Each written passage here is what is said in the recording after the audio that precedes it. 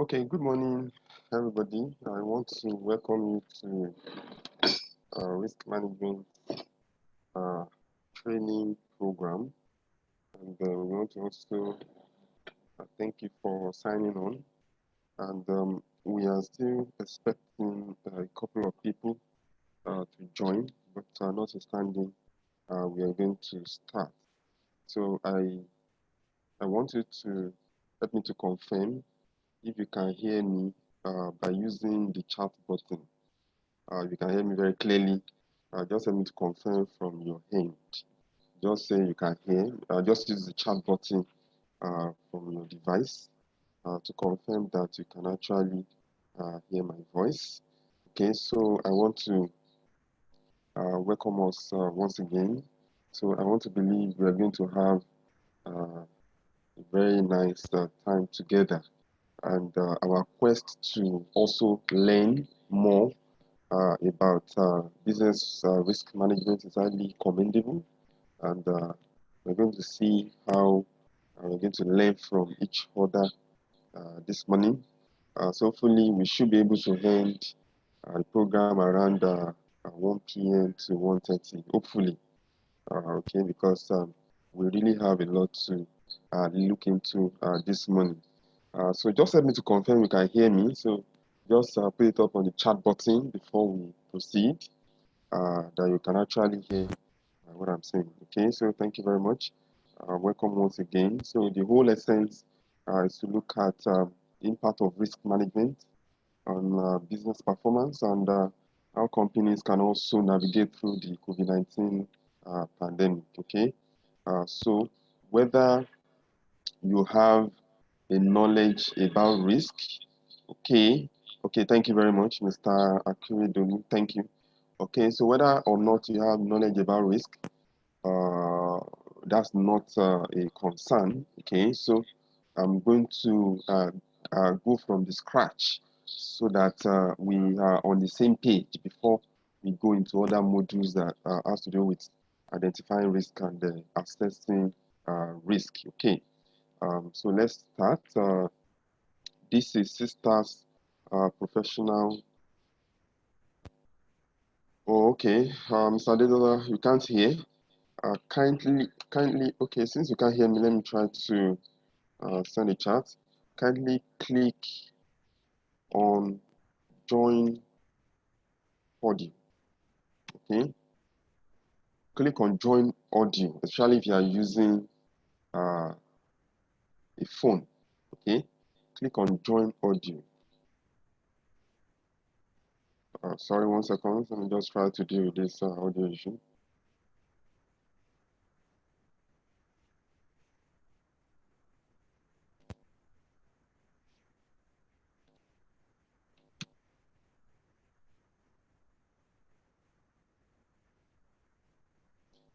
So let's be sure. Let me just be sure you can hear us now. So, Mr. Dilola, can you try to confirm if you can hear before we proceed?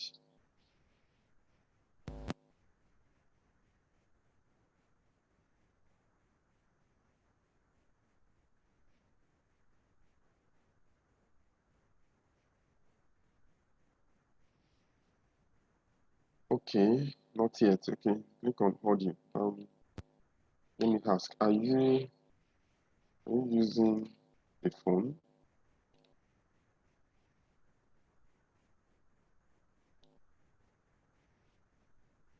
Let me just deal with this issue. Sorry about that. Okay, so we're going to start shortly.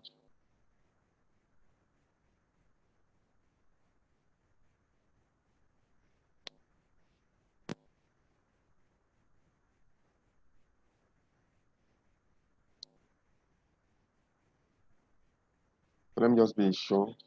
Okay, on your left, on your left hand side, on your left hand side,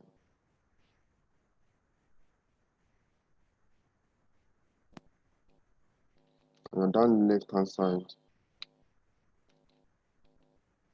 click on join audio.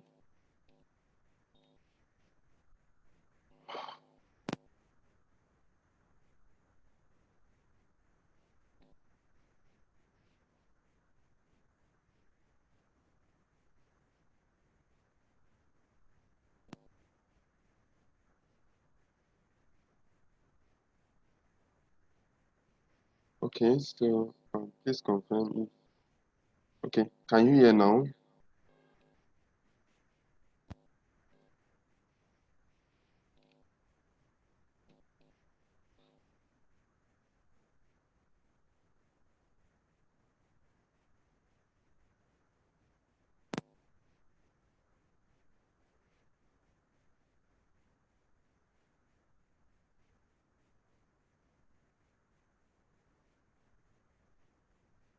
Okay, on the two options, click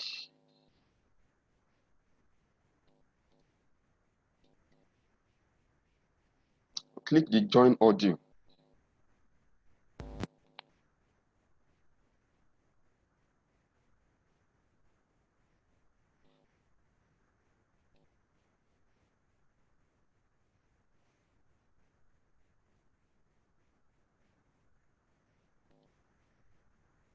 Okay, sorry about that. Let's just try to resolve the audio issue from one of the participants.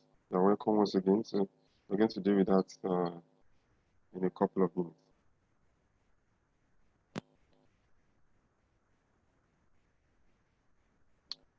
So can you hear now?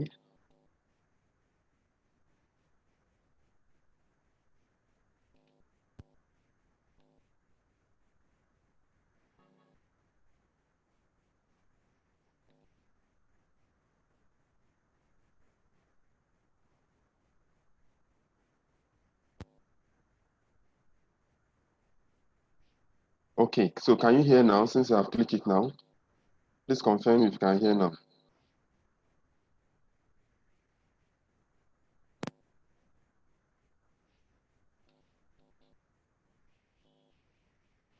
Okay, log out and relog in.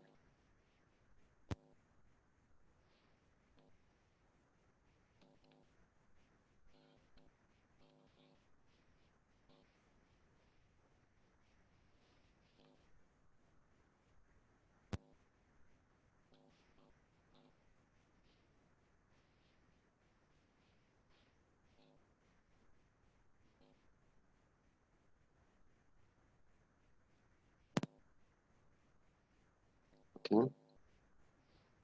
Okay, so let's see. It's going to log out and relog in. Sorry about that. Okay, so let's just try to deal with the issue. Okay, so as I was saying, you're all welcome once again, and we're going to start a little bit now. Seedstars Consulting is a professional service company that provides a range of services. So when it comes to financial advisory training, like you are doing now, business strategy, policy formulation, corporate engineering, financial reporting, internal control, compliance, taxation, and of course, risk management implementation. Okay, uh, um, that's if you would like to know one or two things about me, that's that. I have um, over 10 years experience. A lot of people wonder how I got 10 years experience. Okay, so maybe I might explain that sometimes later. Okay, I have background in banking and finance. I'm also a member of the Institute of Chartered Accountants of Nigeria. So you can see that. Okay, so that's my contact. In case you needed to, I'm sure some of you have my phone number already. In case you needed to ask one or two questions for assistance, and readily available. So Mr. Detola, can you confirm you can hear now so we can start? Um,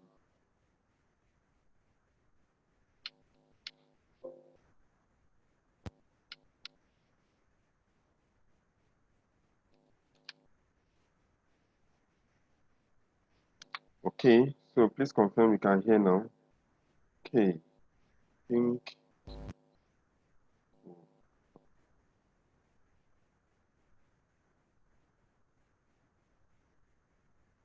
okay. I think I understand. Just confirm you can hear now. I think I understand why you can't hear. I'm not seeing your mic icon here. So most likely. So just confirm, okay. All right, so let's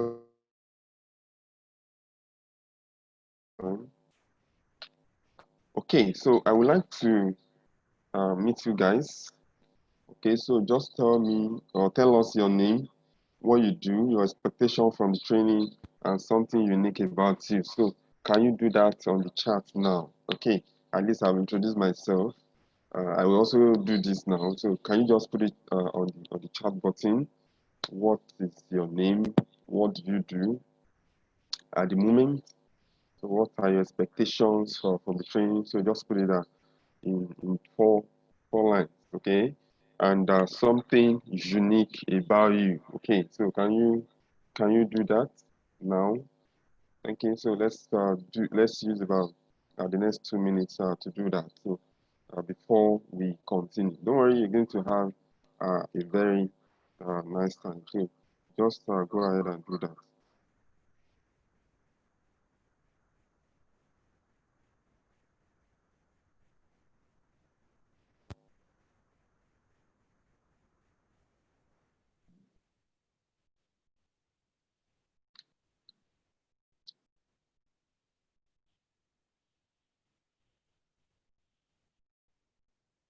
I'm waiting. So let's do that.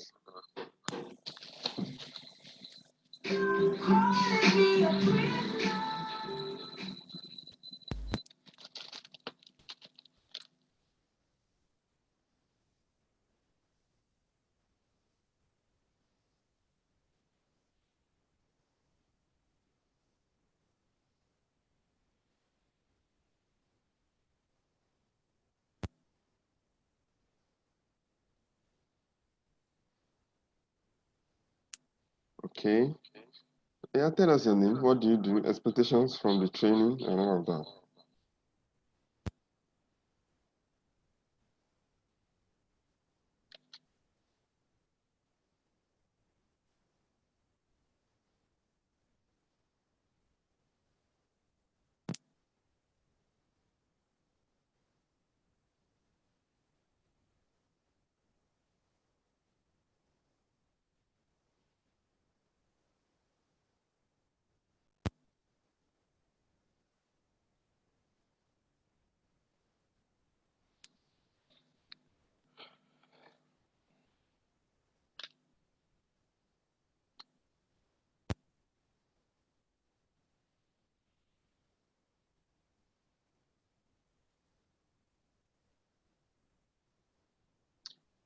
Okay, Mr. Detola, please confirm you can hear us now.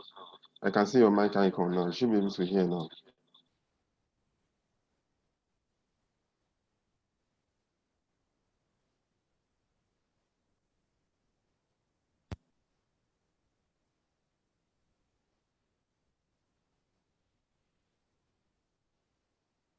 Okay, thank you very much. You are welcome. So let's know about you. Tell us your name, what you do at the moment, your expectations from the training, and something unique about you.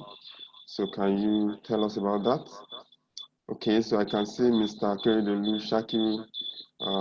He works for electricity company as a lead risk and control. That's fine.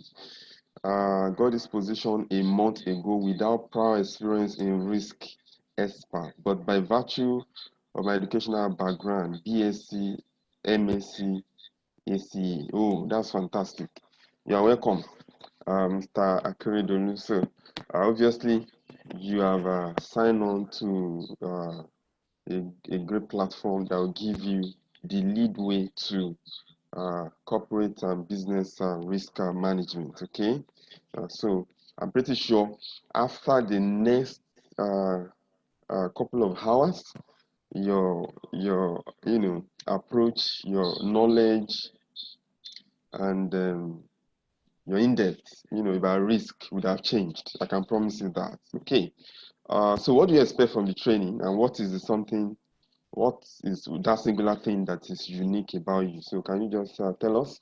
And while we wait for Mr. Adetola as well, tell us your name. What do you do? Expectations from the training, and Abiola too. You are not exempted. So can you just do that?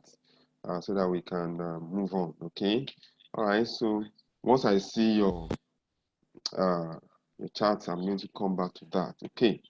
Now, so let's look at our instruction for the day. Normally, everyone is expected to be muted on both audio and video. This is to allow for proper coordination of the virtual training, okay? So that we are not distracted, you know. So that's why it's important that we are muted too. Participants are allowed to use the chat button to ask questions or make comments. So in case you needed to make comments or ask questions, just use the chat button. Maybe at the end of the class, you might you might decide to talk if you really wish to, okay? But it's not really compulsory. So in case you have technical difficulties, just chat me up on that number. I will try to manage the training and try to also attend to technical difficulties like we just did now. All questions and clarifications current will be attended to at the end of the training, okay? Normally, so that we can manage our time, but it doesn't really matter. Maybe you are not clear on a particular concept, you can put it up on the chat immediately. So anytime I have a break, I will go through it and address those questions, okay? And also expect full concentration and participation. So in the next 3 hours, I will expect full concentration and participation. I know that some of us, we have so many things to also do today after the training, including my very good self. So I will try as much as possible to, make the training interesting, and also we're able to manage our time appropriately, okay? So let me see, I think I have a comment here. Expect a full grasp of knowledge relating to risk management. Okay, thank you. So, Mr. Akedo, you are most welcome once again. I can assure you, you are going to get that, okay? While we are with Mr. Adetola and Mrs. Abiola to also tell us about themselves, okay? So let's continue. So once we do that, I will look at that. Okay. Now, so today, we'll be looking at delivering strategic value through effective business risk management. Okay, so that is the overall focus for today, and increasingly, risk management is becoming the order of the day. Even though before now, it has been the main subject matter, especially in the advanced country, but in this part of the world is not really something we have taken seriously, except for the financial institution like the banks, the insurance company, that right from time they've been doing risk management. But for other industry like the manufacturing, like maybe the media houses and all of that, so they've not really been involved in managing risk, even though naturally it's done, okay, but consciously is not really being done. Okay, so when I say consciously, that means you have a person that is a risk manager or a risk control person, that looks into risks that are affecting the company and try to bring it to the attention of the management. So that's what I mean by, conscious effort, okay? But increasingly, maybe because of the COVID-19 pandemic, companies are now, looking in this area, in this direction. You can imagine a company that's not well manage their risk effectively pre-COVID. When COVID came on board, they were easily swept away. Some are struggling and all of that. Okay, so we are going to look at this subject matter, delivering strategic value through effective business risk management, and the material and the training will also help you in your number one in terms of knowledge acquisition, and number two when you also want to do a kind of training for your employee, or in the future you have an opportunity to be a risk person. And even beyond that, your way of thinking is going to change, okay, because you now have a better understanding of risk. And one important thing, or one significant thing about risk is you can apply it to business, and you can also apply it to life. Okay, they will say life itself is a risk. Okay, so that's what we'll be looking at today. So obviously we are going to have a very nice time. So we have 5 modules we are going to check. Module 1 talks about navigating the impact of COVID-19 pandemic on business performance and survival. So here we're going to extray the major sources of risk for businesses, okay, and you also have an idea, on the types of risk or sources of risk that might be affecting your company, okay, and then we see also look at the way out. What do we do around here? So once we have a very sound knowledge on module one, so it's going to be easier for us to go to module two, which is risk identification and assessment. So, for example, you are just a newly appointed risk manager for your company. So, what do you need to do in terms of risk identification? How do you carry, the whole of your employee or your staff along, or how do you train them on how to identify risk and to do proper assessment? So, you're going to be saying that, okay? And obviously, there are a lot of templates I've designed to that effect. So you're going to have the material, you're going to have the templates, risk register, and all of that, even the video recording and the certificates of completion, at the end of the training. So latest by 10 p.m. today, we will have all of that. And module 3, we now look at effective risk register and assessment. So after we have identified risk, so how do we, collate them in the risk register? So here we're going to look at the corporate risk register. That's the whole company. How does the risk register, how does it look like? And we also look at the departmental risk register. So how do they also collate their risk? Okay, and after that, how do we monitor risk? So that is module 4, choosing and using key risk indicators. Okay, so how do you do that? Is it on a daily basis? Is it on a monthly basis? We're going to find out. Okay, and the last module will now be risk intelligence, moving beyond risk management. So now you may be wondering, but we're talking about risk management, and Modify is now saying risk intelligence again. So what does that supposed to mean? Okay, moving beyond risk management. So we're going to find out when we get there. So like I said, it's going to be a very nice training. Okay, so there's a message from Mr. Aditola. So let me go through that. Mr. Aditola, duty freelance journalist, BSc Mass Communication, professional certificate in soft skills training, community development, digital marketing, introduction to criminal investigation. Oh, wow, that's fantastic. And cyber risk, cyber security, and also a businessman, cyber cafe. Oh, that's fantastic. Oh my God. Oh, that's nice. So then obviously this program is going to really help. Okay, even your cafe. Okay, so how do you apply risk initiative around that? So we're going to find out. But I'm quite interested in criminal investigation. Okay, because exactly if you have this kind of thinking and you also have knowledge about risk, is a very fantastic combination. And being a journalist as well is pretty good. We have a deal, right? So I'm still I'm still going to talk privately on the area of journalism, because I'm looking for a situation where I can start writing, freelance writer in what was it called? In a newspaper. Yeah, so we do have a deal. Yeah, thank you. So we're going to talk after. Yeah, you're welcome. Thank you for signing on. Okay, so we expect Ms. Abiola to also tell us about herself. Okay, thank you. So we have one more person that's supposed to join, but I guess he was engaged in an important whatever, so might not be able to. So, but let's continue. So these are our training outlines. So now, the objective is at the end of the course, we know what risk is and its classifications. Okay, we also understand risk perception. Then we know the benefit and importance of risk management for business entities and how it can help us to deliver strategic value. We also identify major sources of risk for business entities. We understand effective risk management strategies, and we also know the responsibility for risk management in corporate organization. Okay, so this is just some of the training objectives. Obviously, there are more than that. Okay, now before we start, usually I normally, as a lecturer, I normally have exercise for. So you are my student now, even though we are colleagues, right? But for now, you are my student. Okay, so let's find out. Can you provide answers to this? Okay, the effect of uncertainty on objectives is called what? I'm aware.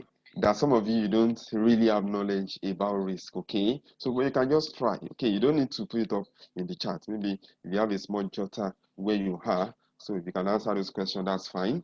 And number two is a document used to identify potential risk in an organization, assessments of severity level, current control and mitigation plan is called what? And number three, the risk of losses caused by inadequate or failed internal processes, people, systems, or from external events is called dash. Everyone is a risk manager, true or false. So we're going to find out, okay? So what's the answer? And the fifth one, dash is a way of communicating actual or potential risk events that impact on business processes in a timely and efficient manner. And the last question for the day, risk is always on the negative side, true or false. Okay, so which one can you answer? Which one of them? Okay, so don't put my hand. At least you should have an idea. Is it number one, the effect of uncertainty on objective is what? Okay, or is it number two, three, or four, or five? So, and you should have an idea, maybe, based on your background, before now. So you should be able to answer each of these. So before we look at the answer, even me that is asking you a question, let me see. Let's try to see if I can answer. Okay, the effect of uncertainty on objective is called risk. Okay, the effect of uncertainty on objectives is called risk. That's what we are doing. So I'm going to explain that when we get there. Dash is a document used to identify potential risk in an organization, assessment of severity level, current controls and mitigation plan. That is called risk register. Okay, we are still going to look at that, I think, under module 2. Okay, and the risk of losses caused by inadequate or failed internal processes, people, systems, or from external events is called operational risk. Okay, so we're still going to talk more on that. Everyone is a risk manager. Okay, so this looks a quite dicey question. Most people, they may not really get this. Obviously, everyone is a risk manager, so it's true, everyone is a risk manager. Okay, so the fact that you were assigned to be a risk manager in your company, that's fine, but normally, generally, everyone is a risk manager. In fact, this morning, I'm sure you might have managed one or two risks, okay, one way or the other. So everyone is actually a risk manager. So dash is a way of communicating actual or potential risk event that impact on business processes in a timely and effective manner. That's what we call risk reporting. So risk reporting is a way of communicating actual, that means a risk has occurred, or potential risk event before they occur. Okay, so that's it. And we are still going to look at that sometimes in the future. And number 6 is risk is always on the negative side. Okay, risk is always on the negative side, true or false. So what's the answer? Yeah, that is false. Okay, so before you got to this class or this platform, when you hear the word risk, what comes to your mind is negativity, harm, damage, accident, and all of that. But I'm going to be showing you that risk is not always on the negative side. Okay, so it's also on the positive side. So that's why our subject matter is delivering strategic value through effective business risk management. So we're going to find out as we move on. So you can see the answers there. Okay, you can see the answers. So can you see? Number 1 is risk register, operational risk. True, that's number 4. Everyone is a risk manager. Risk event reporting is number 5, a way of communicating actual or potential risk events. And number 6 is actually false, because risk is not always on the negative side. Okay, so let's start module 1. So I want to believe we are all settled now, and we are good to go. Okay, while we still await Sabiola to tell us about herself. Maybe she's shy, I don't know. Okay, so let's start. Module 1, navigating the impact of COVID-19 pandemic on business performance and survival. Okay, so let's see what we can do here. Okay, so we are ready. Okay, so let's move. No, recently, the outbreak and global widespread of COVID-19 pandemic has continued to claim lives across the world as it ravages businesses and careers alike. So this is not a a new news, right? Okay, because of widespread of coronavirus pandemic, it has had significant impact on the business. And once businesses are affected, what happens to career? It has also been, severely affected. A lot of people has lost their job, and some even job functions are outdated all of a sudden. They are no longer relevant. Okay, and it gives us a concern about the career path. In fact, there was a time I have to stage a free webinar on navigating impact of COVID-19 on career path. Okay, in case you're interested in that video, you can let me know. I can send the links to you, so you can also listen to that webinar. It's a free webinar. Okay, so there are a lot of concerns around here, and already more than 15.2 million people are infected with the virus. Okay, that started sometimes in December 2019 in China, and that caused a total lockdown of major cities across the world. With a global average case mortality rate at 5%, the impact, of the pandemic is pervasive. The problem with the virus is two things. It's highly the rate of transmission is very high. That was the problem. Okay, and the mortality rate is also high. So that makes COVID-19 to be a pandemic. Okay, that there has been some viruses in the past. Is either the transmission rate is low and mortality rate is high, or transmission rate is high and mortality rate is low. Okay, but for coronavirus, both the transmission rate and the mortality rate is high. You just standing in front of somebody and you're talking without face mask and all of that. If your care is not taken, you have already contracted the virus. Okay, and you can see from your screen, you can see somebody that is wearing a face mask. Okay, a few months ago when I do this kind of training, there's nothing like that. Okay, but that's a symbol that this is a new normal. Okay, so because of this, businesses are being affected. There are business failure. Okay, and careers are shaky. Okay, now the issue now is we must understand that the fast-moving global reach of the coronavirus pandemic has now demonstrated that a forward-looking approach to risk management is more than important than ever. Now, look at what Mr. Kredomi just told us.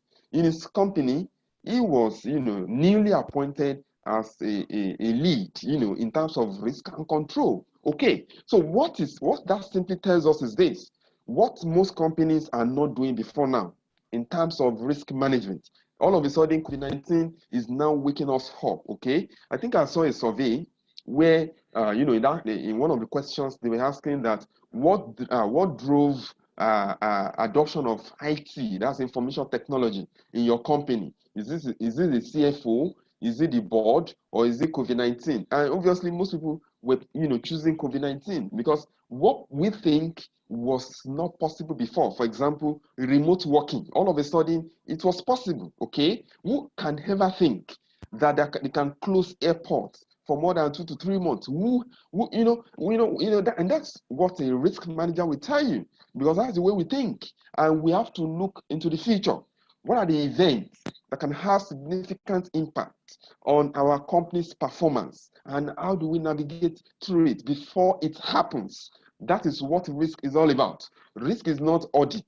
Audit is they've done some transaction, you're trying to review. Risk is looking into the future, what can happen, that could have an impact on our business performance and survival. Okay, so that means forward-looking approach to risk management is more than important. Now, whether we like it or not, businesses will be forced. In fact, they are being forced now to start embracing risk management. And if you have an idea around risk, okay, no matter your job function as you speak, it doesn't really matter. Okay, it gives you a better advantage, because the way you look at things, you are looking at the risk element. Okay, you are looking at both the positive and the negative. Okay, so that's it. Now, even though no one could have predicted the nature, the timing, or the severity of COVID-19, we must try to pursue risk intelligence by including such scenarios in future decisions as a strategy for business survival and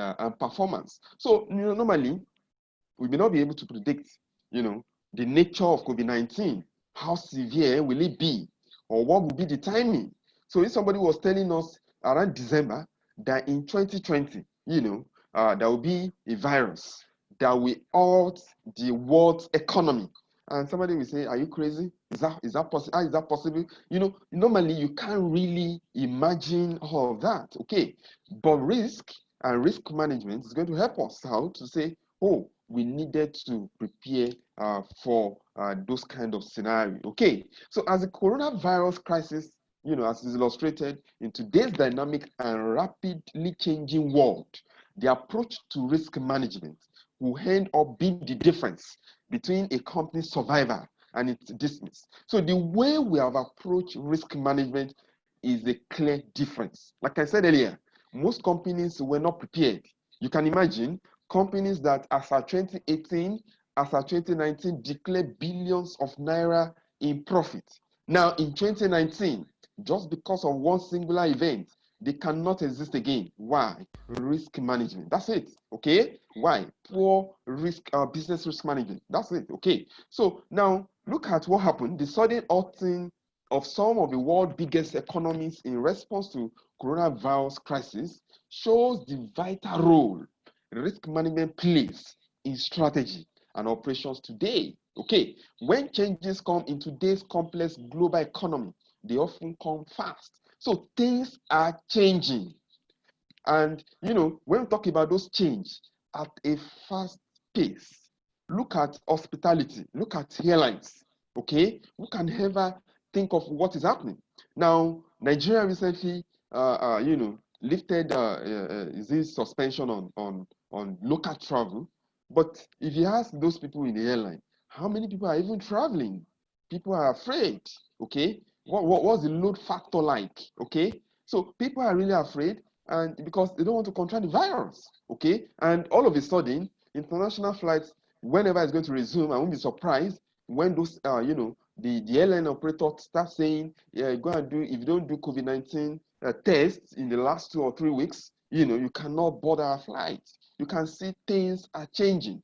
So that's why for businesses, you have to include risk management in strategy settings and operations. Okay, so the world is changing so quickly, so there's so much disruption to managing risk. So that means to managing risk is even more important than in the past. So like I said earlier, most companies, they don't even do risk, right? But now, because of COVID-19, they just have to come and start looking at risk strategies, mitigations, and the likes. Okay, so we can use risk management to stay clear of disaster and identify important opportunities. Okay, so that's the background and the introduction into what we're going to be looking at. So before we continue, let's talk about health matters. This is quite important because we can even stage this kind of a program because we are healthy. Okay, so we cannot play, we cannot joke with our health. Okay, so what it means is whether we like it or not, we need to follow the guidelines by WHO, the NCDC, and even at workplace. Some people are they've resumed work, some are still working from home, some are doing rostering and all of that. So that means in your company, if for example, they didn't insist on face mask, we have the responsibility, to make that happen in the company. Okay, so you need to stay at home if we can. You can imagine this kind of training we are doing online now. I did it around March. It was in March, yeah, early February this year.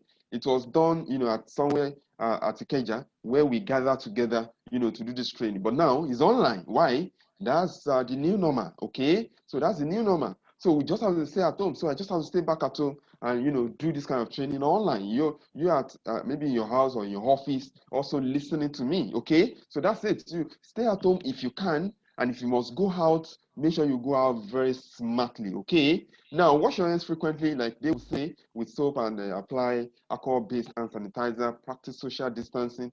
Even that social distancing, it's pretty difficult in some scenario, but then just have to try as much as possible.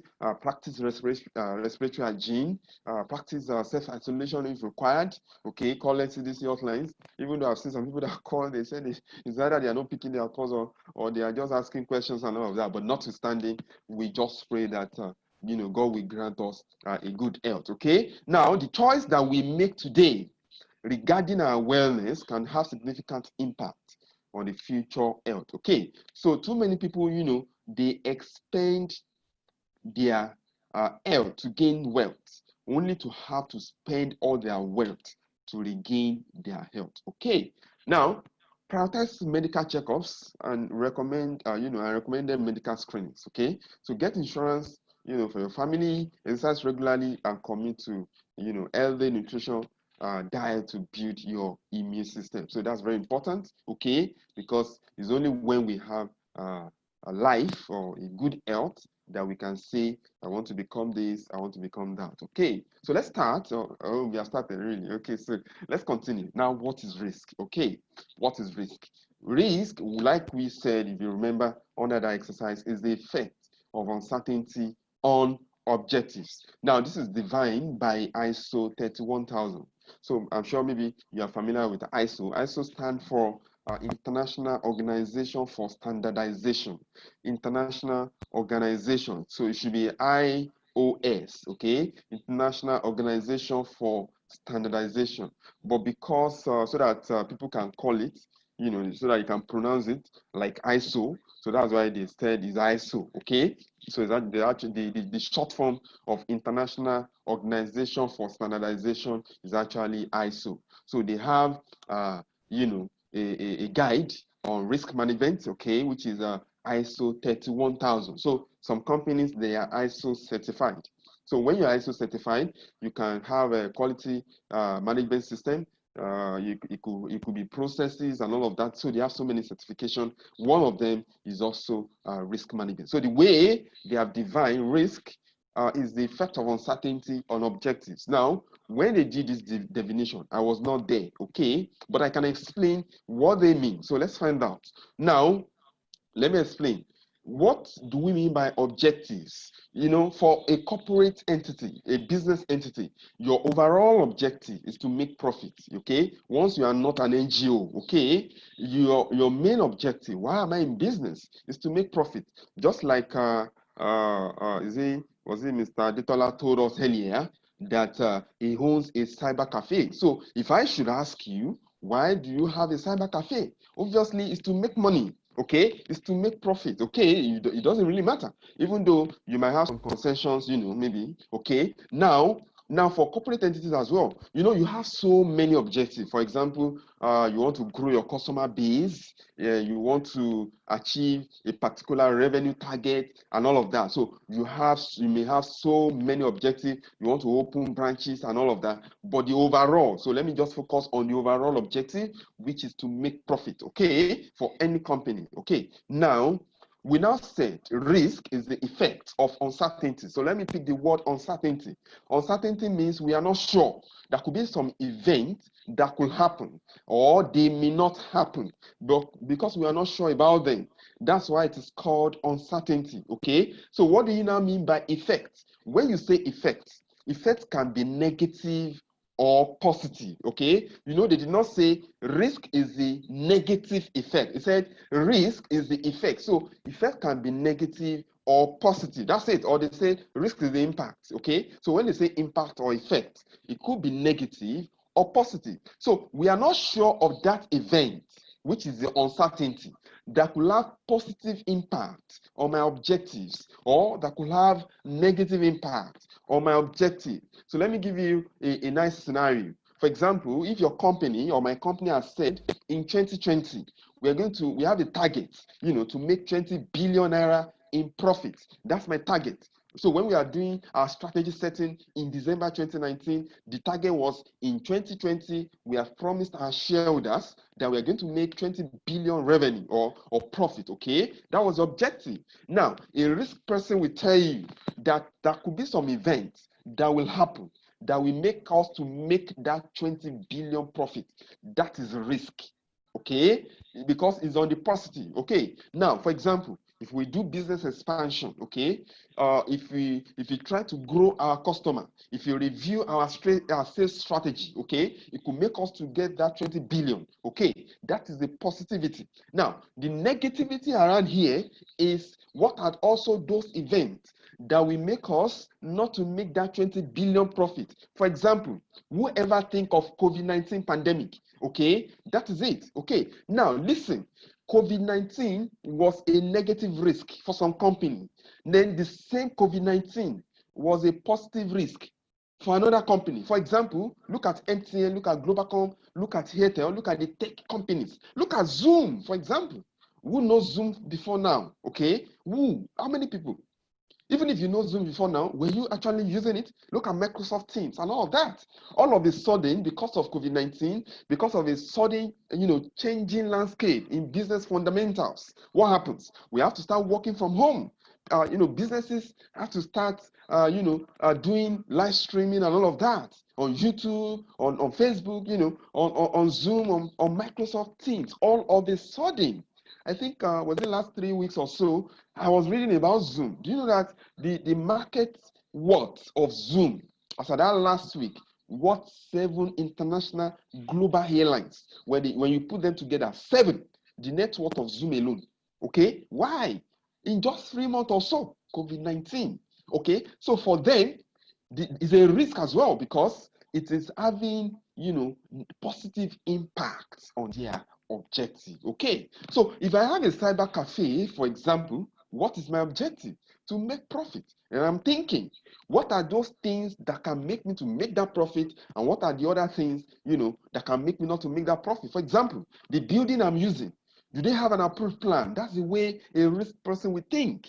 Okay, if I work in a corporate organization and we said we wanted to have 3 more branches by next year, so what can happen? If you are going into another country, we need to consider so many risk factors: operational risk events, financial risk, strategic risk, and all of that. And that's why risk is defined as the effect of uncertainty on objective, because we are not sure. Look at the finance bill as well that was issued sometimes last year, effective this year. Look at VAT, increase, and all of that. All of a sudden they said if your company makes revenue between 0 million, or 1 naira to 25 million, you are exempted from company income tax. Can you see? That was a positive risk for some company. Okay, that's it. So whoever who knows that something like that can come on board. So what it means is, instead of registering my company as a business name, because you can register your company as a business name because you want to avoid company income tax, now you can now register it as a limited company, provided you are sure you are not going to exceed the 25 million threshold. That's it. So that is risk. Look at government policies. Okay, could also have significant impact on our objectives. It could be positive, it could be negative. So before you enter this class, your whole idea about risk has always been a negativity. But then we are showing you now that risk can also be on the positive side. So let's look at the second definition. Risk is a combination of probability of an event occurring and the impact of its consequences. Okay, so what does that mean?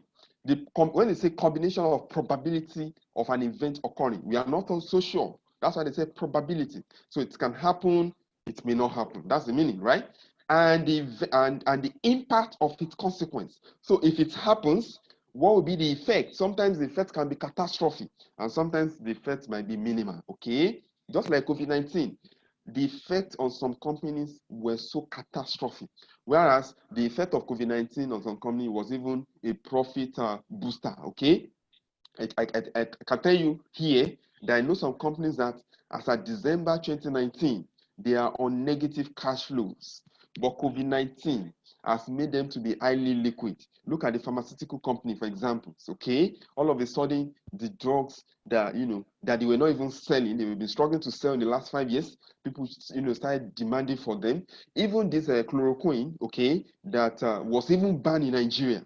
Okay, now use of chloroquine to treat is it malaria now. Okay, and all of a sudden they were thinking that chloroquine could be a major cure or whatever for COVID-19, and they just start asking them to start producing again, and they were just making the money. Okay, so that's it. Now The third one there, the third bullet, if you see, realization of opportunities is a situation whereby an entity is strategically positioned to capitalize on the state of the environment. This is called positive risk. Just like Zoom, they have the app already. They are strategically positioned, even though when they were doing it, nobody could anticipate that, oh, there could be some event, that we see sudden rise or demand for their app. But all of a sudden, it happens. Look at MTN and Co. Do you know how many data you have bought in the last 5 weeks? Okay, just because you needed to attend this Zoom meeting, you needed to attend that meeting, you needed to be on Instagram Live and all of that. So all of a sudden, look at during the lockdown, okay, everywhere was just so boring. The only thing is maybe your phone, your device, you're just on Instagram, Facebook, and all of that to make life, meaningful, okay? So you can imagine, they were strategically positioned.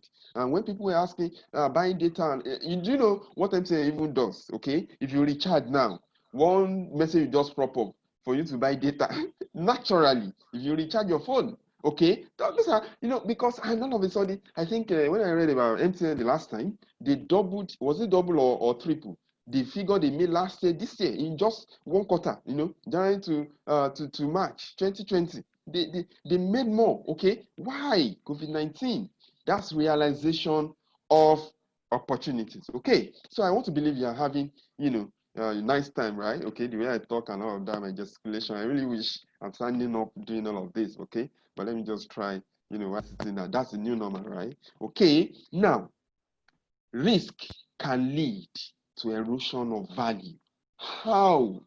Events may occur that will make it impossible for a company to create value or seriously reduce its capacity to create value, thereby unable to achieve its strategic objectives. Okay. Now, see, you have to, oh my God. I once worked in an airline company. Okay. In my company then, we have 9 aircrafts.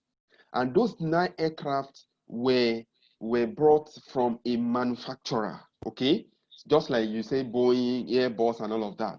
So the 9 aircraft that we use for domestic flights were bought from a manufacturer.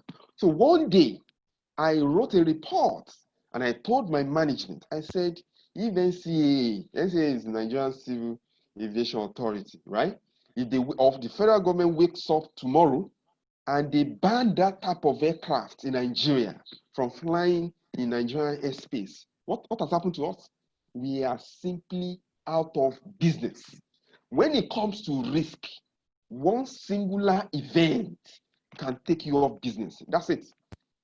One, just like COVID-19, for example, it could be regulatory pronouncement to just take you off. That is why the role of a risk manager is to think and bring on those issues before they happen. Risk is in the future, okay? It's in the future. We are looking at the future. In fact, most times there is no data to back up risk information. That's the most problematic about risk. So when I told my management that if they wake up and they ban this type of aircraft, then we are doomed. Most of them were like, how is that possible? How? Because they gave us what's it called? Authority or approval or whatever. They do regular inspection, but it doesn't really matter. An event can occur, and maybe the manufacturer of that company collapsed and they cannot do normal update and all of that on that type of aircraft, or all of a sudden the aircraft is not just fit to fly. Even though we might struggle, to get some other aircraft, but we would have lost customers. That's it. Now, I remember in 2018, I got another job with another company as a risk manager, okay, risk assessment manager, and I was training them, okay. I was doing company risk awareness and all of that, and I said that, do they know that the federal government can place a ban on codeine? That was before there was the eventual ban. I was just saying it in the training. When we had a tea break, the lunch break and all of that, before we resumed the training, one of them, the procurement person, came to meet me and said, what you said earlier, the federal government can place a ban on codeine is not possible. I said, why? She said because they gave us approval to import codeine because codeine forms part of the raw material, for cough syrup, okay? And it's very powerful, okay? Now, he said, because they gave us approval, I said, yeah, that's fine. Go and look at that approval that they gave you. They will also say, all right reserved, okay? And before, the fact that they give you approval does not mean nothing, anything cannot happen. Do you know that 2 weeks after that, they place a ban on codeine? Why? Because some other companies were using codeine to sell other products, and because some youth in Nigeria, because they know that codeine is in those cough syrups, so they use it for something outside the normal cough, maybe because they want to be high and all of that. And federal government just saw the documentary, BBC, was it BBC? Yeah, BBC documentary. They just wake up and place ban. Do you know that we lost about 3 billion naira in revenue? Now you can imagine if that was our only product, what has happened? We are gone. We are out of business. But one of the strategy is that you have multiple products so that when you have problem in one product, then you can, come up. Okay. And that's why I actually like risk as well. Risk will also tell you that you don't rely on one source of income as a person. Okay. You don't rely on one source of income. For example, just like my brother said earlier on, he's a journalist, he's also involved in a side business and all of that, cyber cafe. You just have to keep thinking. If something should happen to this, then I should have this as a leadway. You can imagine most people, that we've been telling them 10 years ago, 5 years ago, have another another stream of income. It's not possible. I'm very busy. I go to work. I shake income and all of that. Now, COVID-19 is now teaching us lessons. So now risk will tell us that we don't have to wait until eventualities occur before we act. We act ahead of time so that when those eventualities eventually occur, we are able to remove or reduce the impact, because risk will always happen. In fact, life itself is a risk. Okay, so that's it. Okay, so risk can lead to erosion of value. Just one singular event can take off one company. Okay, so that's the whole idea. So normally, when you talk about any action or activity that will lead to undesirable outcome for a company, is also called risk, okay? And risk is the potential that a chosen action or activity, including choice of inaction. Do you know that a lot of companies, they are just like this? Because they are selling today, because they are making money today, they are not doing anything. Choice of inaction. So if you take action, there's a risk. If you don't take action, there is also a risk, and that one can be damaging and devastating. You can just imagine, you said you don't want to work again, you want to be staying home, sleeping at home. What happened? Hunger. That's risk, just of inaction. So for corporate entities, they needed to keep working. They needed to keep thinking, because if they don't do anything, probably because they are fine now, something can happen and that revenue can start coming down. Okay, so that's why you needed to keep improving, keep thinking, even on your strategy. We're going to talk about more of them as we move on. Okay, now let's now look at risk perception. Okay, what do we mean by risk perception? It's basically the way you have chosen to view risk. Okay, the way you perceive risk. Okay, for example, do you do naira bet? Do you do baba jebu? Do you do all this betting, gambling, and all of that? So apart from maybe religious belief, if I should ask you why don't you do naira bet, or why are you doing it, maybe you are going to tell me, oh, I do naira bet because I believe I can win, right? Or I don't do it because I don't want to lose my money. Okay, but you know that there are some people that even if they are losing, they can still go and borrow money to do it. Why? It's their perception. Okay. Now, some people, when they want to drive, they have to remove their shoes. Why? It's risk perception. Some people cannot drive at night. Some people, once it's raining like this, they will park. They can't drive again. Okay. Those are what we call risk perception. So the way I view risk, the way you view risk differs. Okay. So as a professional, when you start working, when you start, in your company, you start working as a risk manager, expect that most people will not think the way you think. Okay, that's why I need to show you this slide. Okay, most people will not think the way you think, but the only thing is you needed to believe on your information. You needed to believe on your perception. That's it. Now look at that first, what's it called? The first picture. You know, the person that is trying to cut a tree. Okay. Now, when you look at this guy, you will say, oh, this guy is trying to cut a tree and is standing on that tree. Eventually, if the guy cut the tree, both the tree and him, they will fall. Abi, that's what you think. But to him, he's not seeing it as a risk. Okay, he's not seeing it as a risk. Now look at this person. There is also is that a long jump? Okay, you know there is a reward in doing that. That's why it is important that the bottom line is that you cannot have a reward without taking a risk in life or business. Even the existence of those companies already is that they have taken a risk. Okay, now if you find a way to eliminate risk, then you end up without any reward. That's it. So just like this guy or this lady, you know, let's assume this is an Olympic Games, for example, and you know, goes to that Olympic Games and be the first. You know, there will be gold medal, money, fame, and all of that. Okay, so there's a reward. But if this lady also say, "Oh, I'm not going because I don't want to break my backbone. I don't want to, you know, get injury and all of that, and stay back at home," will there be any reward? No. So that's why we said if you try to eliminate risk. So the whole essence is that we are not eliminating risk. We are just trying to manage those risks to our own advantage. And that's the overall subject matter, delivering strategic value through effective business risk management. Okay, so that's what risk perception is all about. So let me now quickly take us through types of risk. Basically, we have three types.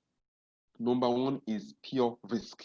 Okay, and this is the type of risk that everybody knows about. Okay, for example, there's an accident, somebody fell from height, you know, you lost your money because you invested in MMM or all of that. Okay, so that's what we call pure risk. Okay, so it's a chance of loss.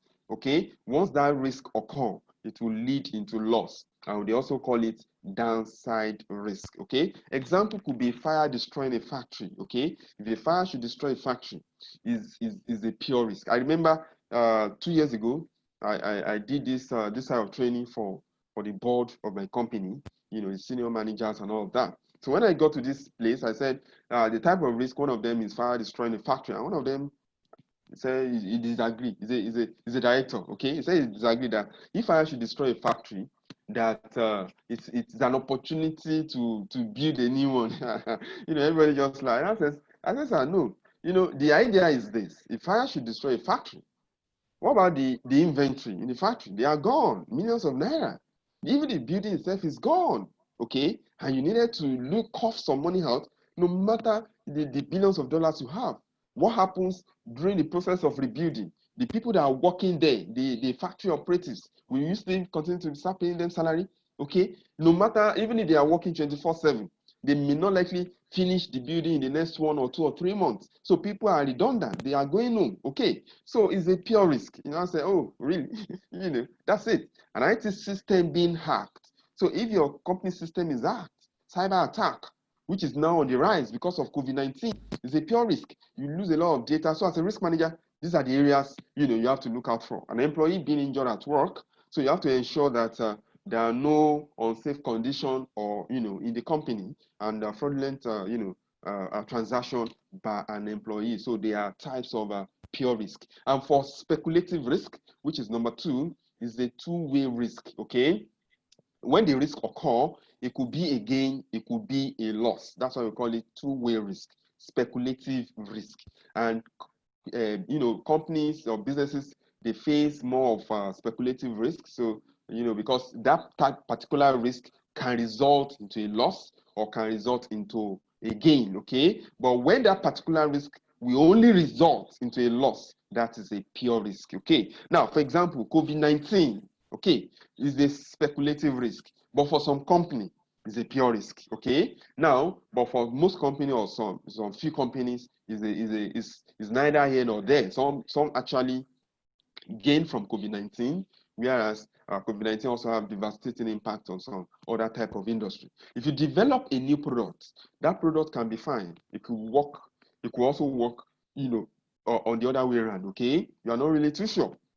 When you enter into a new market, your market base was in Ibadan, for example.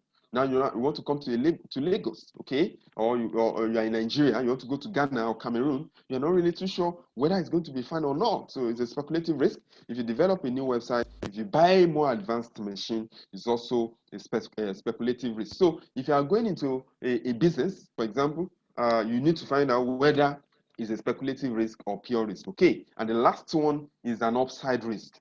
This is a possibility of making a gain right from the inception. You are going into that business venture, okay? You are sure that it's going to give you a gain, okay? So that's what we call upside risk. So, for example, you can imagine a pharmaceutical company in Nigeria that has a vaccine for COVID-19. Obviously, it's going to be an upside risk, at least at initial level, okay? They will sell any amount that they call it, people will buy. In fact, government might, you might try to regulate it and say, just supply us a loan. How much do you want? And before you know it, they send those money, okay? So it's an upside risk, or you have a vaccine that can cure Ebola or HIV/AIDS and all of that, okay? So that is, an upside risk, okay? And another example, the real life examples are also government bond, okay? Because normally or naturally, they are risk-free. If you buy government bonds, you buy treasury bills. I think I was reading, was it 2 or 3 days ago, that government bond was oversubscribed by, was it 345 million or something, okay? Okay, so because you are sure of having your money back, even though the interest rate, might be so minimal, but you are sure of, I said the government collapse, which is quite, almost impossible, okay? So that's when you may not be able to get the money back. But then you are sure that if I put my money in government bond, whether they like it or not, they are going to pay you back. So that's an upside. That means you are not losing anything, okay? So that is it. Now, what businesses face hangs around, pure risk, speculative risk, and if you can now think outside the box to provide a solution, it can now give you an upside risk. Okay, so let's move on. Before COVID-19, what is the assumptions about risk? I mentioned some of this earlier on when I was doing my introduction. So, like I said, in this part of the world, we don't really, believe in effective risk management. But all of a sudden, everybody is now waking up to managing risk. Okay, but naturally, like I said, we are doing it. It's just that we are not doing it consciously. Okay, because one way or the other, we have managed, one or two risks this morning. For example, you are aware, oh, I have a training this morning. Okay, fine. So which device am I going to use? Is it my phone? Okay. Let me be sure my phone is charged. Okay. Let me be sure I have data and all of that. So that is one way of also managing risk. But before COVID-19, what are the assumptions? Number one, risk is just something for finance and insurance to worry about. So that's what most people believe or companies believe. It's for finance. It's for finance department or for insurance. So since I've insured, my property and all of that, I don't worry again. But there are some events outside that is killing companies. Okay.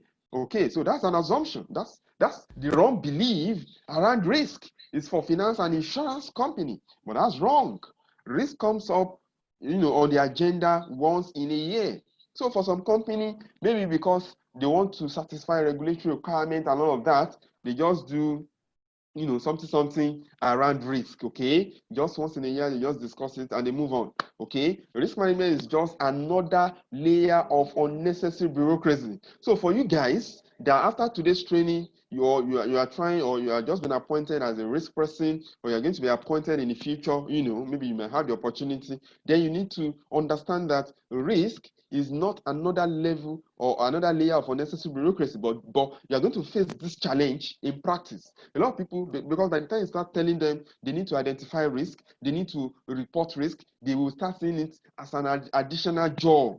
Normally people resist you teaching them about their job. Okay, they resist naturally. They will like, I know my job, so you don't need to come and start teaching me. So the ego is there. So how do you deal with this? Why? They do that because they feel that is another unnecessary bureaucracy. You are just adding job to our job. That's the way they see it. Okay. Another point is risk management is always about downside, not creation of value. I've successfully shown us that risk management is not on downside alone. It's also creation of value. But that's the perception that people have. And that's why you needed to train them, okay? And that's why you are signed up here to, gain more understanding about risk. So risk is not always on the downside. It's also, creation of value and opportunities so that companies can tap into. Even you as a person, there are so many things at your disposal that you can think of and, tap into that, okay? And the last one is risk is a compliance issue. So like I said, maybe because I operate in a banking industry where it is required by the CBN to do risk reporting, or my company is a public limited liability company and I needed to report on risk, so we just see it as a compliance issue. Just write one or two things. Oh, we have done risk, we have identified risk, we have managed our risk. Whereas it's not really the case, okay? So those are the assumptions about risk. Now, let's now look at risk classifications. There are so many of them, okay? But for the purpose of this training, I will take about 2, 3, or 4 of them, that are common, for businesses, and I will just explain them so that we can move on, okay? I will try as much as possible not to exceed maybe 130 maximum. Okay. So because I can talk to tomorrow, so I'll just try. But at the same time, I'll make sure you understand what you need to know. Okay. Now we have what we call strategic risk. Okay. Like I said, there are so many. We have operational, IT risk, financial risk, and all of that. Okay. So let's talk about strategic risk. Why? Because everything we do is about strategy. Okay, normally, I don't just like reading the way it has been defined and all of that. So I like to give practical examples so that we can understand, because we are not doing a book exercise here. It's actually what applies to real life business scenarios. Okay, so we look at strategic risk. So what do we mean by that? Normally, if the strategy is all about the way a company has chose to do their business, that's the meaning of strategy. So let me come back to our life. For example, let's say I wanted to do a business, or you want to do a business, and you're thinking, what type of business can I do? Okay, so I say, okay, let me do cyber cafe. Okay, let me use that example so that we can relate. Okay, I want to do cyber cafe. That is a strategy. Okay, how do I do it? Where should I locate, my building or my shop or whatever? Okay, I should locate it very close to a school so that the students can be coming. Okay, oh, that's also another strategy. Okay, but the problem, the issue with a cafe could be that if you go and locate it where you don't have a campus, or where you don't have youth, that can easily come and do browsing, then there might be, you might not really have customers. Okay, now that's it. So when you say, okay, let me locate it very close to a school, that's fine. That is strategy. Okay, so that people, the students and all of that, they want to print, they want to access the internet, they can easily come and they browse, and you can have a lot of money. Okay, so that's a strategy. Now, how many computers do I start from? Is it 2? Is it 3? Is it 4? Is it 5? Should I use laptop? Should I use desktop? What should be the operating system and all of that? Or what will be my source of power, energy? Okay, should I operate for 24/7? Should I just do day 8 to 5? Okay, should I do night browsing? What is my rate? All those things are strategy. Okay, because you are also looking at what competitors are doing. Now, by the time you're also locating your company somewhere, okay, or your shop or business center somewhere, you're also looking at that area. How many competitors are there? What can I do to make those are strategy? Now, what is now the risk? Okay, the risk is that your strategy will become less effective over time. That's it. That's what I mean by strategic risk. The risk that your strategy, even though the strategy was working for you initially, but over time is going to be less effective. Let me give you a clear example. Look at the cyber cafe. Do you know that because of smartphones, there high reduction in people going into going to cyber cafe? I'm sure you are aware. Okay, I'm just giving that scenario, and that's what a risk person, you can imagine. You are a business owner. You also have an understanding of risk. You are at better advantage because you are thinking that over time, my strategy may not work again. What if, for example, let's say I locate my business center close to a school, okay? What if that school now have an ICT center that people can access free Wi-Fi? What happens? Nobody will come to my business again. Then you are thinking, what can I do? beyond the cyber cafe? Can I add, photocopying? Can I add typesetting and all of that? Okay, should I start selling drinks? Should I, you are thinking so that you continue to become relevant. Okay, but if we don't think, that strategy will become nothing in a twinkling of an eye. Okay, that's the idea. Now, let me give you another classical example. Look at Nokia, for example.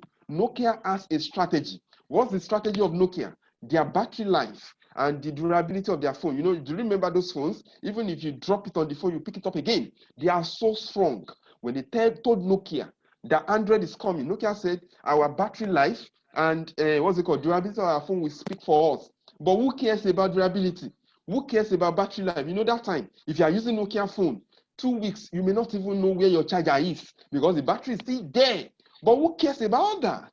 People care about flexibility, your preferences and all of that. You can do so many things with Android. So when Android comes, what happens? Nokia was nowhere to be found. But before that time, in the whole world, Nokia has 60% market share. And what is the strategy? Nokia connecting people, battery life, and what's it called? Durability of the phone. But over time, what happens? So for your company, you are looking at it. What is our strategy? And you are telling your management, you are telling your board, hey, that this strategy, there's a risk there. We needed to do this now. Because over time, we won't be relevant again. You can imagine some companies that before now, you must go into that company, you must queue there, you must sit down there before you can access their service. But all of a sudden, things are changing. COVID-19 is preaching social distancing, avoid large gathering and all of that. So people now start developing apps, to start developing websites so that people can go there and log on. Do you know that strategy also have risk? Do you think of cyber attack? Okay, do you think of people, trying to lure people, and when they want to pay, they will just redirect and it goes to their account? You are the company, you're not getting the money. Okay, those are strategic risk. There's something we call trade secrets under strategy. Every company has its own trade secret. For example, look at Coca-Cola. They have a secret, and that's the taste of the Coke. Up to today, we have not seen a taste like Coke. Biggie or whatever, the guy really tried, but he didn't really get that taste. If you are very sensitive when it comes to taste, he didn't really get it, but the guy really tried. Okay, but what do you think Coke has done rightly? They have been able to protect their trade secrets. It's as simple as that. Because once somebody was able to do that taste as exactly as Coca-Cola, what is the impact? They will start witnessing decline in revenue. That's it. They will start witnessing decline in revenue. Why? Because somebody was able to identify their trade secrets. It's as simple as that.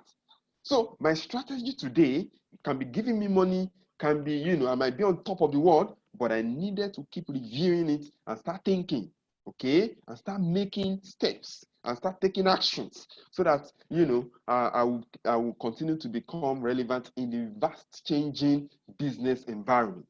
Now, let's look at this case study. There is a company called Kodak in 1975. Do you know what they do? They do photography, okay? And one of its own engineer invented a digital camera. So when Kodak management, when they saw it, they were like, this will be a threat. And they didn't take any action. All of a sudden, another company just came on board and invented digital camera. So what happens to Kodak? They went into liquidation. They cannot succeed again. Instead of them to have looked at the digital camera that was invented by its own engineer and try to explore the opportunities and the and the challenges and all of that, and try to be the first to launch it so that they can take their business to another level. But even now, we now even have phones. Most of us, when we go to events, we don't even care about photography because we have the phones. There are some phones that they are so powerful in terms of the camera and all of that. And by the time you do, your snapping and all of that, there's some app that can even help you, put songs, put the mixture and everything. Can you see things are changing? So you can imagine if maybe when I was growing up, I went to learn photography. How many businesses will I be getting by now? Okay, let's even assume that some people doing weddings and all of that, they still get people for, for what's it called, to come and do recordings and all of that. But how many of them are we getting now because of COVID-19? Can you see? So that's why we need to keep thinking. So as a person, you need to think. I need to have, streams of lines of income. Okay. So that is, and for business entities as well. So we need to start thinking about what is our marketing strategy, what is our sales strategy, what is our production strategy, what is our service strategy. We need to keep, reviewing. And as a risk person, that is what you are telling, your management. Okay. And I've talked about Nokia, so you can see the case study there. Okay. So it was, a real problem. Okay. So when you have time, you can read that. Okay. When Microsoft eventually bought over Nokia, do you know what the MD said? He said, we didn't do anything wrong, but somehow we lost. Do you remember when I talked about choice of inaction? Nokia did not do anything. But in their own case, they were thinking they didn't do anything wrong. Not doing anything was wrong in its own. That was the problem with Nokia. Do you remember BB, BlackBerry? Do you remember? That time, that's how pinging started from, even before WhatsApp or whatever. It's ping. When you have, in fact, if you don't have BB that time, it's as if you are not in this world. Okay, that small, phone, is it bold, cough, and all of that. Okay, but I love what BBM did. That's the BlackBerry Messenger. I love what they did. They sold it immediately when they saw that Android was coming. That was why when you buy Android, then if you go to Google Play Store, you can download BBM. It was because it was sold. But they know that WhatsApp is coming. That's it. That you don't require a PIN. BBM requires you having my PIN. Once I have your number and you're on WhatsApp, I can locate you. That's it. And they sold it immediately. And all of a sudden, over time, WhatsApp overtook BBM. So how many? Even if you go to Google Play Store and they'll tell you it's not available. That's it. So things keep changing, and that's strategy. Okay. So we need to be aware. So let's look at the second one, which is operational risk. Like I said, I'm trying to pick, those key risks that affect any type of business. Now, I just remember something now. Do you know that the fact that Zoom, Microsoft Teams, they are making it now, it's a strategy because they have the app and all of that. The fact that they are making it now, the question is, a risk person will be telling them that this kind of sudden boom that we have may not last forever. Do you know that there are some other companies that are also working behind the scene, also trying to come up with this kind of platform like Zoom, Microsoft Teams, and it will increase competition. So what can they do so that they continue to remain relevant? That's it.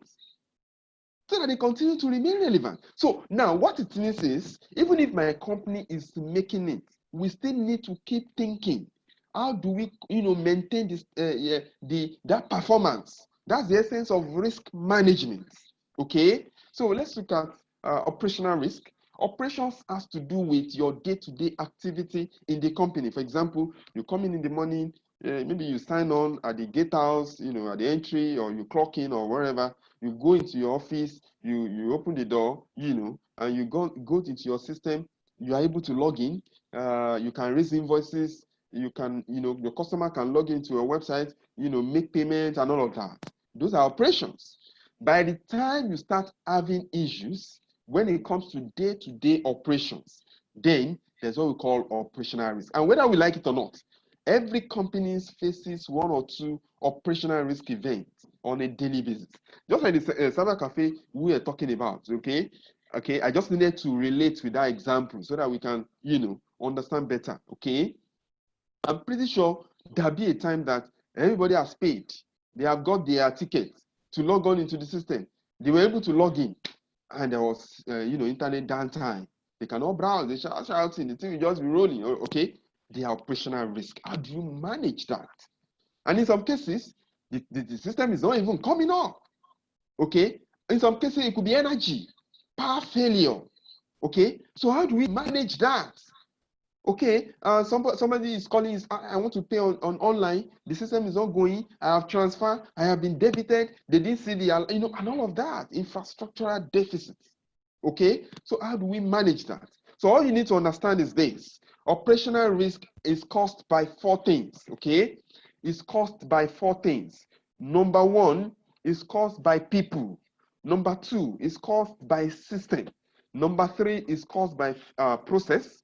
And number four is caused by external events, okay? So I will explain each of them, one after the other very briefly so that we can move on, okay? I said operational risk is caused by what? It's caused by people, it's caused by system, it's caused by process and external events. So let me start from process. Obviously, your process is, for example, you want to buy something or your customer want to reach you. What's the process? For example, you go to a bank, you want to withdraw. What's the process? If you don't want to use your ATM, you get to the bank, you take the withdrawal slip, you fill it, the amount in words and in a figure, you sign and all of that. That's a process, okay? And you go on the queue, you give it to the teller, look at it, verify and all of that, and then you get your money. So that's a process. So, but in an attempt that that process fails, for example, the withdrawal slip is not available, okay? Number two, maybe the teller is not also available, or the teller is trying to log on, it cannot, okay? So those are process failure. Somebody else, for example, you want to withdraw large amounts. So somebody that was supposed to authorize was not on seat. Those are issues, processes, okay? Number two, system. So when you talk about system, it's the IT system. You know, most businesses now are IT based. In fact, COVID-19 is now, fueling IT capacity so that most people before now you might have combination of manual processing and IT, but now most business operations are now IT. I don't think there is a company that is not one way or the other. It's either you are using your system, maybe you are using the Excel, maybe at least, okay, but one way or the other you have software, you have servers and all of that, okay. So those are and there is a system failure that could be an attack. It could be a virus attack, okay, on the system. And all of a sudden, you cannot access those information. You can imagine any of these Nigerian banks, that is, a system is attacked, okay? Even you, that you don't have an account with that bank, you go there on Monday and say, I have 5 million naira. Why? Because on Friday, you are aware that maybe Zenith Bank or First Bank, their system was attacked. But these people, they must have done their risk management properly. So they won't wait until the system is attacked. You know what they do? Let's say, for example, in Lagos, you have Zenith Bank on the mainland at Ikeja, for example. They have a backup in their office. Okay? They also have a backup on the island. Real-time backup as they are posting is going into those backup. In some cases, they have backup outside Lagos. In fact, in a very effective risk management system, they also have backup outside Nigeria. So even if and the idea is all of them cannot be attacked at once. So even if my backup in my office is attacked, I can easily, go to the island and retrieve those backup. Now, it is not also enough to have those backup. There must also be a system to test the reliability and the recovery, the recoverability of those backup systems. And that is the value addition you are bringing on as a risk manager. That's what you're telling your company. We need to test. Let's just assume that the main server is attacked. Then can we try to retrieve our backup? It will shock you that your IT people will be shaky. They can't. They will be thinking that they can, but they can't. Okay, and that's what you are doing. Okay, and those are operations. And once you cannot access your customer information, data, and all of that, what happens? You have lost file, you have lost customer base, you cannot reach them, they cannot reach you. You are losing business. So that's system. And number three is people, but I will take people last. So let me take external events. External events are absolutely beyond our control. For example, that could be earthquake, that could be tsunami, that could be, windstorm, anything. Okay, those are external events. So how do we do that? That is where business continuity plan now comes in place. Okay, business continuity plan is not within this training anyway, but that's how it comes in place. So I think I'm planning to do something like that in August. How do you go about business continuity planning and risk reporting? Okay, so now those are external events. So you just have to find a way to also manage them. That could be fire, that could be outbreaks and all of that. Okay, even like COVID-19 is also an external event that is now disrupting operations, because all of a sudden all of us cannot be at work at the same time again. Now the last one is people. People are at the center of any workforce. You needed people to drive your operations, to drive your business, whether I'm having a personal business or I'm working in a corporate organization. We needed people, and people can cause havoc. I've seen, I've worked as an auditor before, as a compliance person, before I eventually, went into or goes into risk management. Okay, you've seen people that deliberately, because they have committed fraud, they will go and do what we call wrong filing system, so that you cannot easily see those files. Deliberately, they will do wrong filing system. Cash suppression. The money, that's why most companies, they don't want to take cash again. It has to be transferred through POS and all of that. You know that even the POS, people are still manipulating it. I've seen people that they are having their own personal POS. They bring it, and start. I remember, was it 2 or 3 years ago, they conducted an audit on ShopRite. They now realized that the sales girl that has been collecting the money, at ShopRite, somebody approached her one day and they negotiated and gave her, another POS machine. So as customers are coming, some of them will pay directly into, the business account. Some of them will also pay directly into those other personal accounts. So what kind of surveillance as a risk manager or control do you have on that? People. Let me give you this example. Dana air crash that happened some years ago, if you remember, in Lagos. I think around 2012 or 2013, if I remember. Okay, do you know that that crash was caused by people? That's it. When they want to take off from Lagos, from Abuja, coming to Lagos, normally Abuja Lagos around 1 hour maximum. I think the longest route in Nigeria is Lagos to Maiduguri. It's around 1 hour 15 minutes thereabouts. Okay, now they want to take off, although they saw a slight fault on the plane, on the aircraft, before taking off, and the company said, oh, when we get to Lagos, we're going to fix it. Okay, so that's fine. So a typical airplane, we have 2 engines. Okay, typically minimum. Some has 3 engines, 4 engines, and a flight of 1 hour, for example, they took off in Abuja, coming to Lagos, and 17 minutes into the flight, one of the engine failed. And the co-pilot asked the pilot, what do we do? The pilot said, I need to be in Lagos. Can you imagine? In 17 minutes, one engine failed. You have 33 minutes to go, and you want to risk the other engine. People, operational problems. How? Now, worst case scenario, you turn back, go back to Abuja to land, or maybe you do emergency landing. I'm sure in that 17 minutes, they are just getting to be stable, depending on the the miles or wherever they want to travel, into the air. Maybe they can they can do emergency landing in Kano, Kaduna, or even Mina, because Mina is not really far. It's about 20 minutes to Abuja by flight.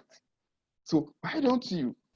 And all of a sudden, as God will have it, the other engine was working, and as they are about to descend Lagos to prepare for landing, second engine failed. Okay, but normally when those engines fail, like it's not as if the plane will be coming down just like that. Still have some shocks and capacity to still. The only problem is the flight will not be stable any longer. They can't control. They've lost control. So the flight will just be misbehaving. Now, in an attempt to now try to quickly land, normally you are supposed to land the normal way, and in the airport, you now want to use the backyard so that you can quickly land. They have given them the clearance because they are in trouble.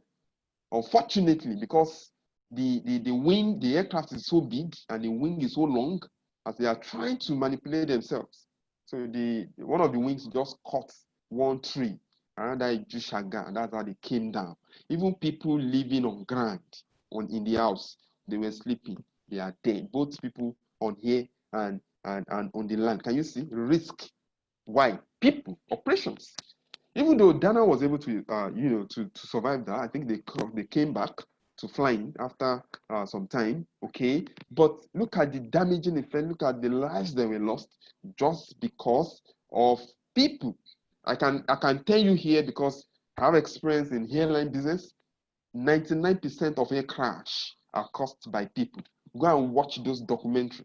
By the time they do the investigation, accident investigation, and all of that, 99%, because naturally, aircraft were designed to fly, not to crawl, not to walk. They are designed to be in the sky.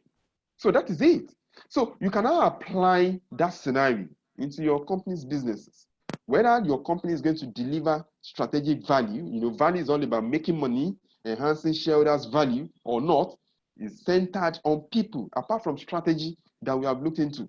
So you have people as a salesperson, as your attendant, and all of that are addressing people. So these are the things you need to tell them, because if they didn't take operations, seriously, how do we reach to customers? And these are the customers that are paying our salaries. Okay, they are the one. If you have an airline or you have a business and you don't have a customer, how do you pay them? So you need to preach that into their head. So most time when I do training and I get to operations, in fact I spend more time here, because strategy belongs to the board, strategy belongs to the management. But when it comes to operations, it belongs to every other people in the company. So I think that is fine. So you can see some scenarios around here. Okay. So when you have time, I've actually explained, most of them. So when you have the time, you can just go through them. Okay. Now there's a company called AP Moller Maersk. Okay. They were attacked in 2017. And all of it, is a global company. Okay, it's a multinational company. It's in transport and operations and logistics. So their IT, their server was attacked, and before they were able to recover it, they spent around $250 million to recover. Even though the recovery was fast, because they have risk management system in place. Okay, and they were able to manage the situation. Okay, so we're not really saying risk will not happen. Risk will happen, but the issue is, are we prepared so that we can reduce the impact of its consequence? Then examples of operational risk: machine breakdown, a key employee leaving, fire outbreak, fraud occurrence, server outage, and all of that. So you can see that. So around that, you can try to now assess the risk that your company is facing. Okay, so tea break. Okay, we cannot have a tea break, right? This, like I said, this training is designed as if we are, physically present. So by now, we're supposed to have tea break. Okay, so I deliberately leave it there so that you can see that. So in case you have tea on your table there, you can take your tea, okay? Or you're eating already. Okay, that's fine. So let's continue. All right, now there's something also called compliance risk, right? Compliance is, for every company, you don't exist in isolation. Okay, what it means is there's a regulator, or there's some rules that you need to comply with. Okay, for example, you need to pay taxes, FRS. If you are in the banking industry, CBN regulations, prudential guidelines, and all of that. If you are in airline industry, FAN is there for you, NCA is there, and all of that. So those are the things, and you needed to comply. And the issue around compliance is things changes. You can imagine, look at what's happening around COVID now. A lot of new regulations that were not there before. VAT, what used to be 5%, now is 7%. Look at stamp duty that is coming, and we needed to comply. So things really change. So the whole idea around compliance risk is we should not use, hide under COVID-19 and not to comply, because those people, they are coming back. They are just, trying to give some concession because companies are struggling to be stable and all of that, okay? So compliance risk is exposure, to legal penalties, financial forfeiture, and material loss that an organization faces, okay? So that is it. So when you have compliance risk, compliance is the rules are there already, okay?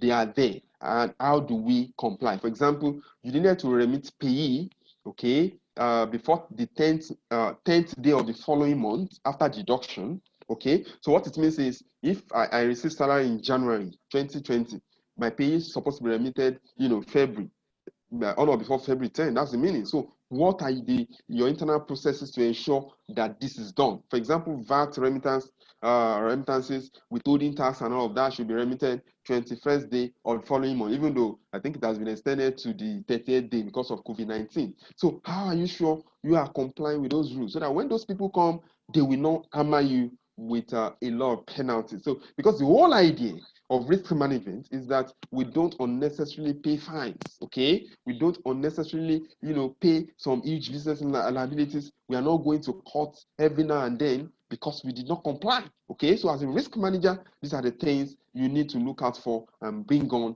in your company. So we have a case of Nissan Motor that they have been under reporting compensation amount. They are not complying. Now be with me here. When you work in a corporate organization, there are some compliance issues that they are deliberate. For example, your management or the board might be aware they are deliberately hiding some things, and those are ethical issues. I think I have a chartered accountant here, right? I think is it Mr. Akeredolu, right? I think you're a chartered accountant, so you understand what we mean by ethical issues. And even Mr. Adetola, I'm sure, even in your journalism, there are ethics, okay? So sometimes we face all these ethical issues in practice. For example, they might deliberately hide, tax computation. I think there was a time somebody posted, I have a risk management platform. I call it Risk Intelligence Forum. So we normally discuss matters around risk. So there was a time, was it last week? Somebody said he just got a new job as a senior internal auditor, and he now realized that the what's it called, the salary they pay the staff is higher than the salary they declare because of tax purpose, so that the tax can reduce. So it's quite, now it's an ethical issue. Okay, so and as an ACA or as a chartered accountant, do you sign that payroll? Do you approve the payroll to be paid? you know they declare something else for FRS, and they pay something else so that to reduce their payee. So those are concerns in practice. So how do you manage that? So as a risk person, you might also identify some compliance issues, and management is just telling you just leave that and all of that, but your job is to continue to do that. So I am also faced with all those kind of scenario. Okay, so but we can discuss that, how you navigate around that, maybe off camera, because I don't know where this video will get to. Okay, so you just need to be careful. So those are because that's why if you work as a risk person or you are just coming on board as a risk manager, you find it difficult initially to get some information, whether about your company or about people you are trying to ask to assist you. It's not really their fault. It's because those information, they are the key issues facing those companies. So nobody is ready to just give you all those templates, all those information and all of that, because they are the things that is facing them. Okay, so and they are very sensitive issues. Okay, so you agree with me that strategy faces all types of business, operational risk faces all types of business. What's it called? Which one you do? Check compliance risk as well, because you just have to comply with one rule or the other. And the next one is reputation. Okay, reputation is your image, is everything about you.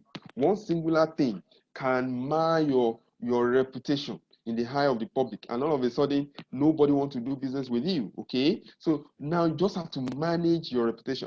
Reputation now is now badly influenced by the social media. For example, if you have a business and you're thinking of creating social media handles, that is what we call Instagram, the Facebook, the Twitter, the whatever, okay, YouTube and all of that. You are trying to create, even for your company, once you have it, then how do you manage reputational issue? That's why I have another, outside Seedstars, I also run, what's it called, an icon tutorial center. And I remember when we want to, create social media handles, the first thing I asked them to do, go and create what we call social media policy. How do we handle this area? Because if you are not careful, somebody will just make one tweet about your company, and before you know it, they retweet, and all of a sudden you are off. Okay, look at viral videos that go on social media. All of a sudden, it gets to the right authority and they take it off. Okay, so you can imagine they come into your company's premises. You don't even know that somebody somewhere is videoing you. So how do you respond? So the issue now is, do you have a system in place that whenever there's a viral video or that is not true about your company, or there's some information about your company, how do you respond? Do you have internal and external communication department, or do they need to create a unit under maybe HR, your company, and all of that? That's provided if you have, all those social media and all of that. But even beyond that, you may not even necessarily have to have social media before you can be badly affected by, reputational issues. Okay, for example, there was a time, there was a news flying around that Indomie, Indomie, right? That Indomie was killing people. Okay, even though, that was eventually it was actually a sabotage, from one of the competitors. But that information alone has damaged the reputation of the company at that moment. Okay, so when they say Indomie was killing people, if you're in the supermarket and you check your phone, you just check your WhatsApp and you saw that message, you won't buy Indomie again, even if you're at the point of buying. The one you have at home, you will say they should take it out and they should burn them. Okay, that is it. So how do we manage this? Okay, and a lot of companies, they have lost millions of dollars because of reputational issue. Now, reputational issue can be caused by anything. It could be fraud. Management, they are fraudulent. It could be fraud. Yeah, they know them to be fraudulent. Or for example, when your suppliers, supply you better goods or services, you don't pay on time. That's what they keep saying everywhere. That company, they will not pay you. It will take them 3 to 6 months before they pay, and nobody wants to do business with it again. How do you treat your employee? Okay, like I said, anything can cause it. How do you treat your employee? If you don't treat them well, they go to Nairaland and they say, oh, this particular company, they don't pay salaries on time. Even the salary they said they will pay, that's what they won't pay it eventually. And when people, try to apply to your company and they go on Nairaland or on Google and they find those information, they are not interested again. So anything, it could be your product. Your product is defective, okay? That can cause reputational issues, okay? So once you have all of that, then you're all of a sudden you are no longer in business, okay? So reputational issues or damage, you will see the effect immediately in revenue, because customers will be wary of doing business with you, okay? They are demoralized. All your service provider, they don't want to do business with you again because you don't honor them. You don't pay. Let me give you an example. There was a time in my office, the AC, the air conditioner was not working, and I told the facility people. They said the person that will, come and fix it is coming. Week one, what is happening now? I was calling. So all of a sudden, the next thing I saw was fan. They brought fan. I said, what happened? Fan, okay. Okay. So they told me, they said, the guy that was supposed to come and fix it refused to come. I said, why? He said he has done some couple of jobs in the past and they've not paid. And they are now asking him to come and do additional job when we are owing him. That's it. That's how it works. I said, so why now? Go and pay the guy's money so that the guy can come and fix the AC. So that's service failure, okay? Service failure risk. And it's eating into our reputation. So that's why we need to be are careful around that. Even some suppliers, they will start to offer you less discount, advertisers, sponsors, and all of that. Okay, so it can really, damage reputation. Okay, it could also be a major lawsuit. Somebody just sued your company, okay, for writing.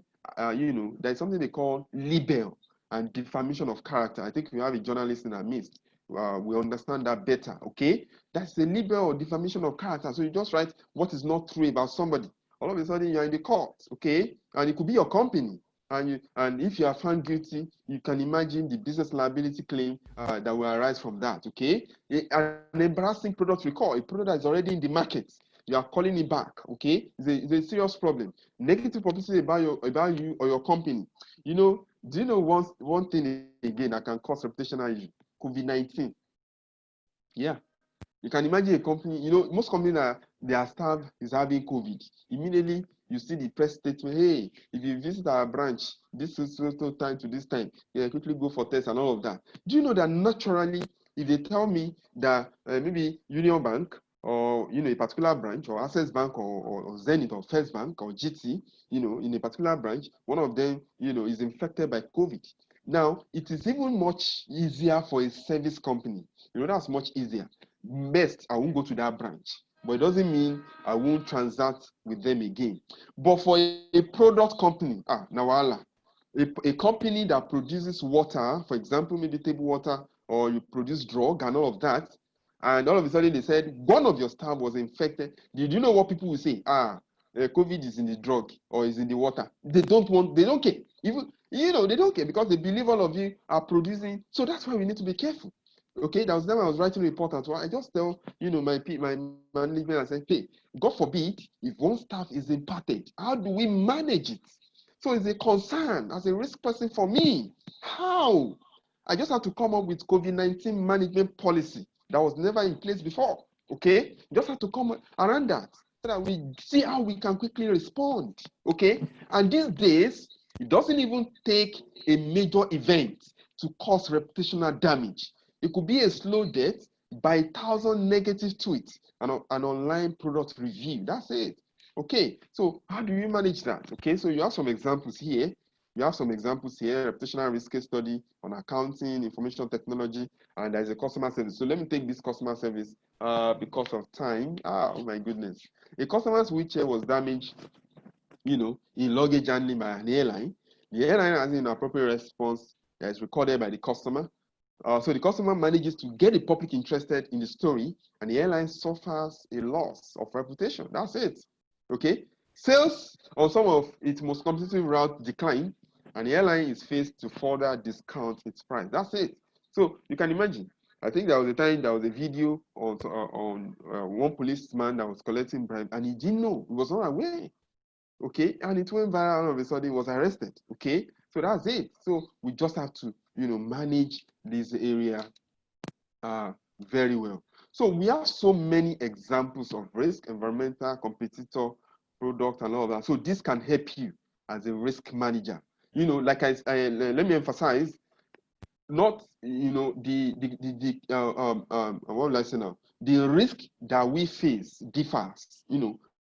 Companies to companies. There's something we call a risk universe. Okay, the risk that we face, differs. For example, if you go to a banking industry or a bank, for example, their most significant risk will be credit risk. Okay, because that's what they do. They give out loans and all of that. I think recently, they want to restructure about 32 million or 32,000 loans. Okay, because of COVID-19, right? So that's their major risk. Okay, if you go to another company, maybe environmental risk might be their own major risk, okay, because of spillages and all of that, okay. So some other companies could be receivables, okay. It could be receivables, okay. So you are just so this will guide you, okay. So in case you needed to do some risk identification and analysis. So you have financial investment, information technology. I've actually talked about so many of them when we were talking. So I just have to leave this so that you can see health and safety risk, okay, organizational risk, resource risk, fraud risk. So there are so many. So what is now risk management? We have been talking about risk. So what is risk management? So risk management is the identification, evaluation, and prioritization of risk. Can you see? We identify, we evaluate. So we prioritize risk.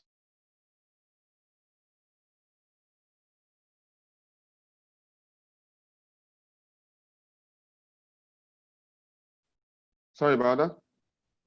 So when we say identification, evaluation. So what is the likelihood that is going to happen? Okay, and when it happens, what will be the impact, on business? Okay, that's what I mean by evaluation. And prioritization of risk. So how do we prioritize? Because obviously there's no company that can address all risk at a time, because sometimes it involves money. Okay, it involves a lot of money. Okay, so how do we prioritize? So which one is the most significant risk that we can, actually address? And some other ones you can monitor them. Followed by coordinated and economic application of resources to minimize. Can you see? We are not eliminating risk because we have established earlier that if you eliminate risk, then you don't want any reward. Okay, at best, what you can do is to avoid a risk. For example, in the northern Nigeria, you might decide not to, have a branch there. Or if you have a branch there, you can decide to stop. Why? Because of insurgency, violence, and all of that. Okay. So that is the only time you can avoid. But obviously, the risk is there. So you can't really eliminate risk. So when you eliminate risk, that means there is no reward. Okay. So, but what we are doing is to minimize, monitor, and control the probability or impact of unfortunate event and to maximize realization of opportunities. That's the whole essence of risk management. So what is the objective? Number one, before risk happen, we want to prepare for potential loss in the most economical way, reduce anxiety, then meet any legal obligation. And when it happens, that is a post, right? We want to ensure that the company continues to survive. We said earlier, that risk can lead to erosion of value. It can hurt a company now. It doesn't. You can get to work on Monday and the business is off. Why? Because of earthquake. Okay. But we want to ensure that the company continues to survive. We want to continue to operate. We want stability in earnings, continue growth. So risk management can also help us to grow. If you manage your risk well, then minimize the effect that a loss will have on other persons and the society. So if your company your customer knows that your company manage risk, they want to do business with you. Especially if you are a product-based company, they know that you have done risk effectively before you can release, those products into the public. Okay. When we do risk, what are the benefits? So, like I said, as a risk person, whether you have the opportunity in the future, you can use this material to train your people, right? So you just tell them that the benefit is if we do risk management, we are going to see risks that are not apparent. I like that. There are so many things that we cannot even think of. For example, ban on importation of codeine. I mentioned it earlier. That was exactly what I told them, okay? That it could happen, but nobody is seeing it, but the risk manager will see it. Now, if I stand here and I tell you that there can be a bomb blast at Keja, you will tell me how? Because 1,000 years ago, there has never been a bomb blast at Ikeja in Lagos. But all of a sudden, one day it happened. So risk, it does not really have, previous data or history to project into the future. You just have to sit down and think. Sometimes by help of a trend can tell you, some new risk that can happen. So risk that are not apparent. So that's why when you tell people, oh, this can happen, that might happen, they will tell you how. So that's why it's only a risk manager, that we understand. Okay. Provide insight and support to the board so they have information so that they can take decision. A risk management program can reduce business liability. So if you have a risk management program in place, it's going to reduce business liability. How? Let me give you this example. When I was working in the airline, these cabin people, they normally safety, water, and all of that in the cabin crew officers, okay, in the aircraft. So I think we have a flight that day, and when they were doing that, mistakenly hot water fell, on one of the passengers' hand, arm like that. And immediately they begged the passenger, we are sorry, they brought on napkin and all of that to clean it and all of that. And thank God the passenger was wearing, a long sleeve, right? So the effect was not really that much on the arm. Okay, and the passenger said, oh, no problem, no problem. So when we landed, they told the pilot. So the pilot also went ahead. That was some years ago. Okay, the pilot also went ahead to apologize to the passenger that was involved. He said, no problem, fine, and everything went. Do you know that 2 weeks after, we received what's it called? A lawsuit of 10 million naira for a 23,500 naira ticket that time. Yeah, a lawsuit, 10 million. Why? The guy said we pour hot water on his hand. So later we found out that the guy was actually a lawyer, okay? And he was able to, do some recordings and all of that around that event that we don't even know, okay? So that is what we call business liability. Now, you can imagine that we're having those kind of lawsuits, and every month we are paying 10 million naira for business damages or liability. There is no company that can survive that. The money we are paying that is not coming back. When you use money for business, you are sure, to a large extent that you're going to get profits, you're going to get your money back. But here, you're just paying it as a liability. You're not paying it as salary. It's worrisome. Okay, but if you have a standing program in place, a risk management program, which also involve risk awareness program for your staff, okay, then you are sure that your business liability is going to be reduced. Don't forget, we may not be able to eliminate, but at least we can control to a barest minimum. Well-run systems, because there's routine maintenance, to prevent risk of machine breakdown. It will also create awareness on possible threats. Society will also benefit both directly and indirectly. It will limit impact of disaster, greater confidence among investors, employees, customers, suppliers, and partners, better matching of what's it called, risk appetite of shareholders. So what do you mean by risk appetite? Okay, risk appetite is the amount of risk that a company is ready to take in pursuance of value. Okay, that's the meaning of risk appetite. So for example, you can decide to say, oh, I want to locate my company in Ghana. I want to go to Cameroon. I want to go to South Africa. And some shareholders can tell you, no, we are not, because their own risk appetite is low. They don't want to take that amount of risk. They are okay in Nigeria. Okay, but risk appetite, risk management will show you, if you go to Ghana, these are the benefits and these are the issues, and this is the way we can manage those issues, and you can see the returns. Okay, so it will also help us to align or to match their risk appetite. Okay, and risk management will also prevent a department from being in isolation. Okay, so that is it. So let's now look at examples of value, examples of events, that diminishes value. The whole essence is we want to create value. So basically, what we have been discussing, they can be categorized into internal events and external events. So for internal events, you have process failure, product failure, loss of revenue, loss of market share, fraud.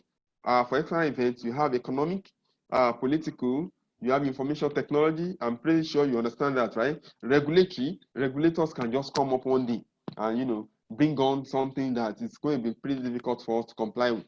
And catastrophe, such as COVID-19. All these events must be anticipated and properly managed. Okay, you just have to anticipate all of this. Look at the economy, for example. You can imagine if Nigeria should go into recession. How do we navigate around that? Are we prepared for that? As a risk manager, that's what you are bringing on. Look at political actions. For example, in some states, they are preparing for election. In 2023, there will be another general election, presidential election, and all of that. Are you prepared for that? There are some companies that they have some direct contract from the government that they are working on now. Once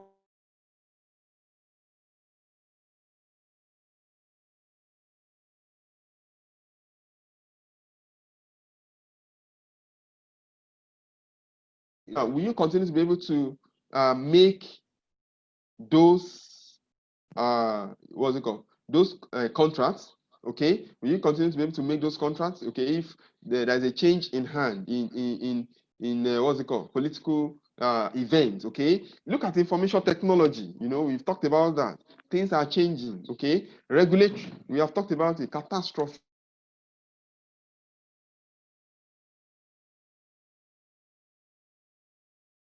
Okay, so these are the things that they are having. Those are the things that is having significant impact on a company's performance. Okay, sorry about the break. I'm just trying to deal with the call here so that it won't distract the class. Okay, now so let's look at real examples. Impact of COVID-19 pandemic on key business area. This is the longest what they call module. So once we are done with this module, the other 4 modules we won't take time there. Okay, but the whole essence is for us to understand this better. Okay, so let's look at the impact of COVID-19 on key business areas. So I've just highlighted some key business areas that affect almost all businesses. So let's try and see. Number 1 is revenue. The impact of COVID is very high, especially if you are not in the tech company, okay? If you are not in the pharmaceutical business, okay? So it's actually high. Even for those people, in pharmaceutical, in technology and all of that, they still need to be wary because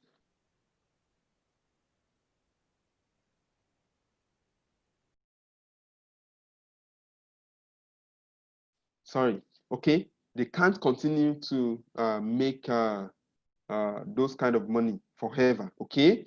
Now, so the first one we are going to look out for is revenue. Okay. Now, because of factory shutdown, country lockdowns, it has impacted on supply of raw material. Okay, because that time, even in some countries that are still on lockdown, some is the lockdown, they have to return back to the lockdown. Okay, and it's having impact on raw material. Even if your company is a service company, okay, people can no longer come physically into your company. So the issue is, do you have a system in place where they can sit at the back of their home and access your facility or your services? Okay, once they cannot do that, what happens? And some companies, whether you like it or not, nothing can happen, like the airline business. Nobody's flying. Okay, the airports were suspended. Okay, so what do we do? So it's having impact on revenue. Okay, production capacity for a manufacturing based company is not fully utilized as a result of business disruption caused by the pandemic. Okay, so how do we navigate around here? Okay, so you can see the recommended action. So normally for a manufacturing company, all you need to do is to have focus on key raw material. There are some materials that, whether you like it or not, you must see them. So you have to look for local alternatives. So I remember, most companies in Nigeria import from China, okay, and some in India. So there was a time in India around that COVID-19, they have to stop exportation of key pharmaceutical products and material. They have to stop it. That we have to, manage it ourselves so that we don't run out of those material. Okay. So for companies in Nigeria, how do they do that? Everybody shifted to China. China too, there was scarcity. Okay, they were on lockdown. They cannot produce. That's why the oil price was below $0 at some point.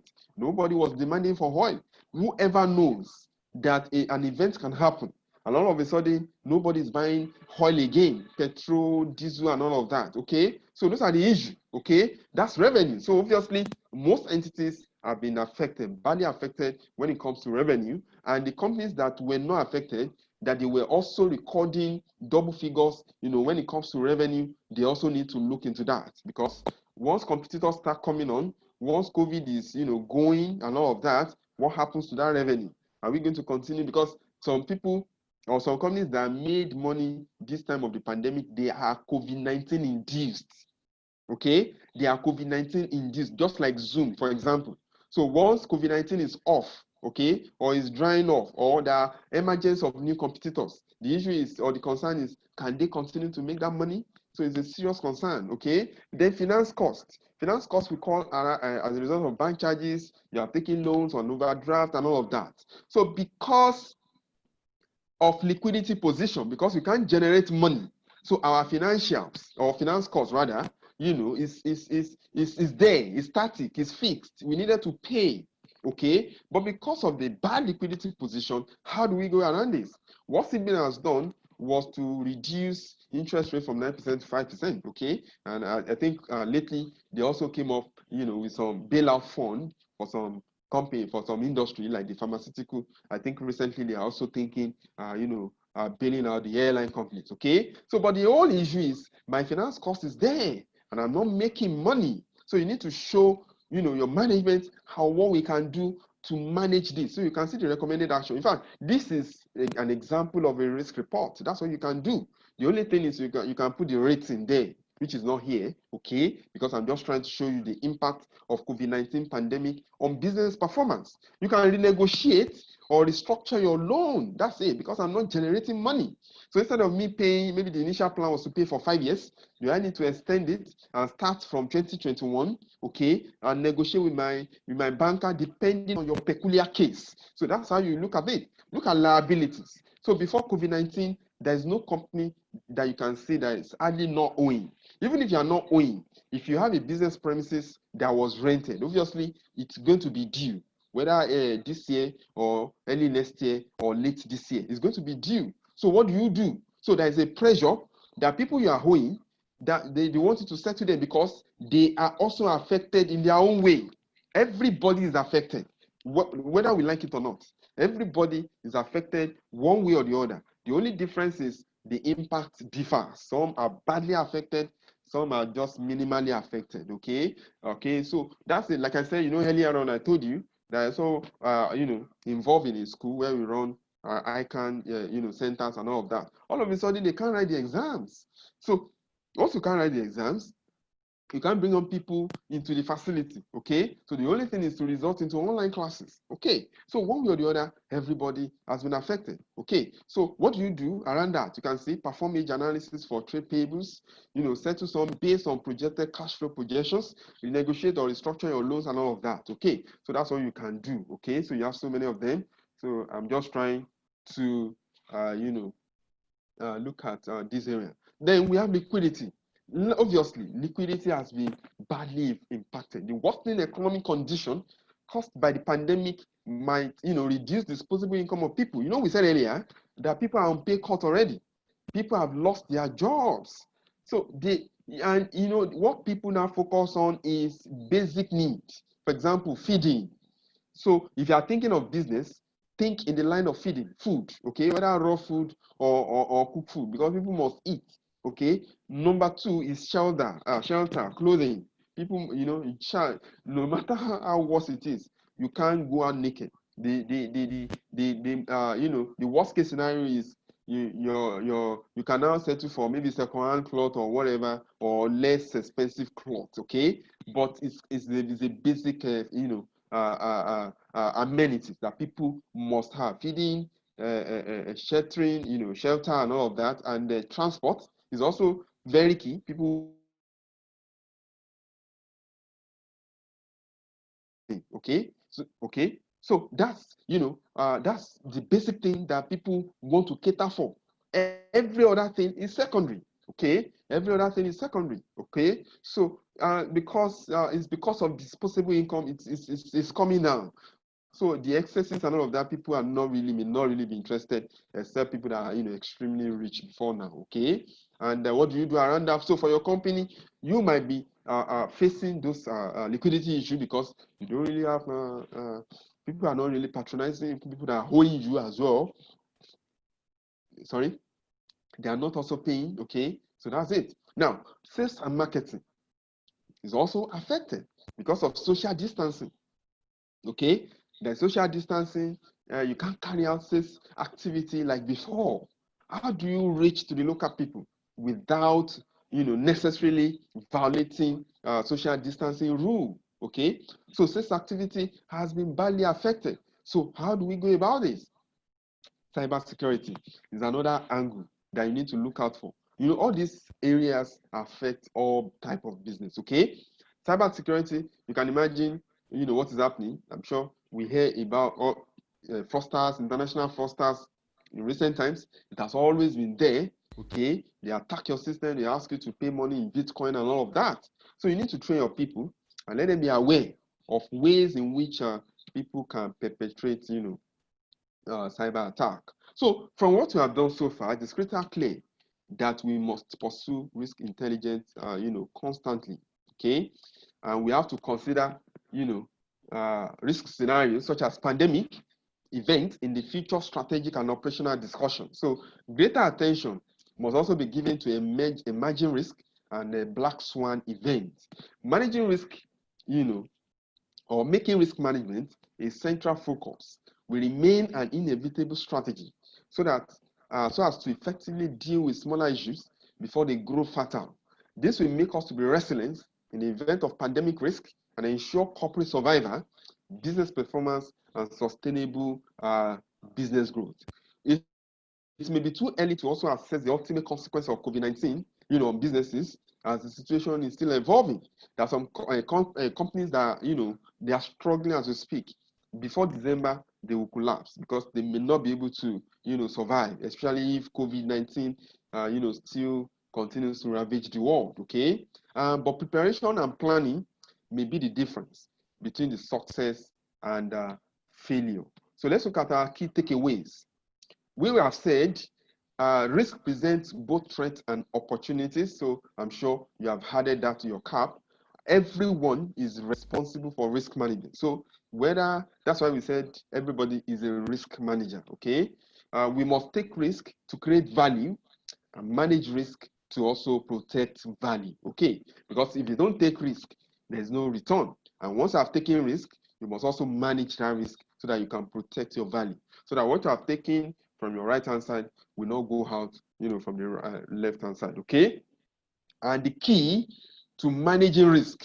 It's not to make risk zero. We have established that, but to control its impact towards achieving corporate objectives. Okay, so that's it. So did you know? So let's find out. So we must adopt the attitude that risk will always be present, and when they manifest, the objective is should take measures to deal with them.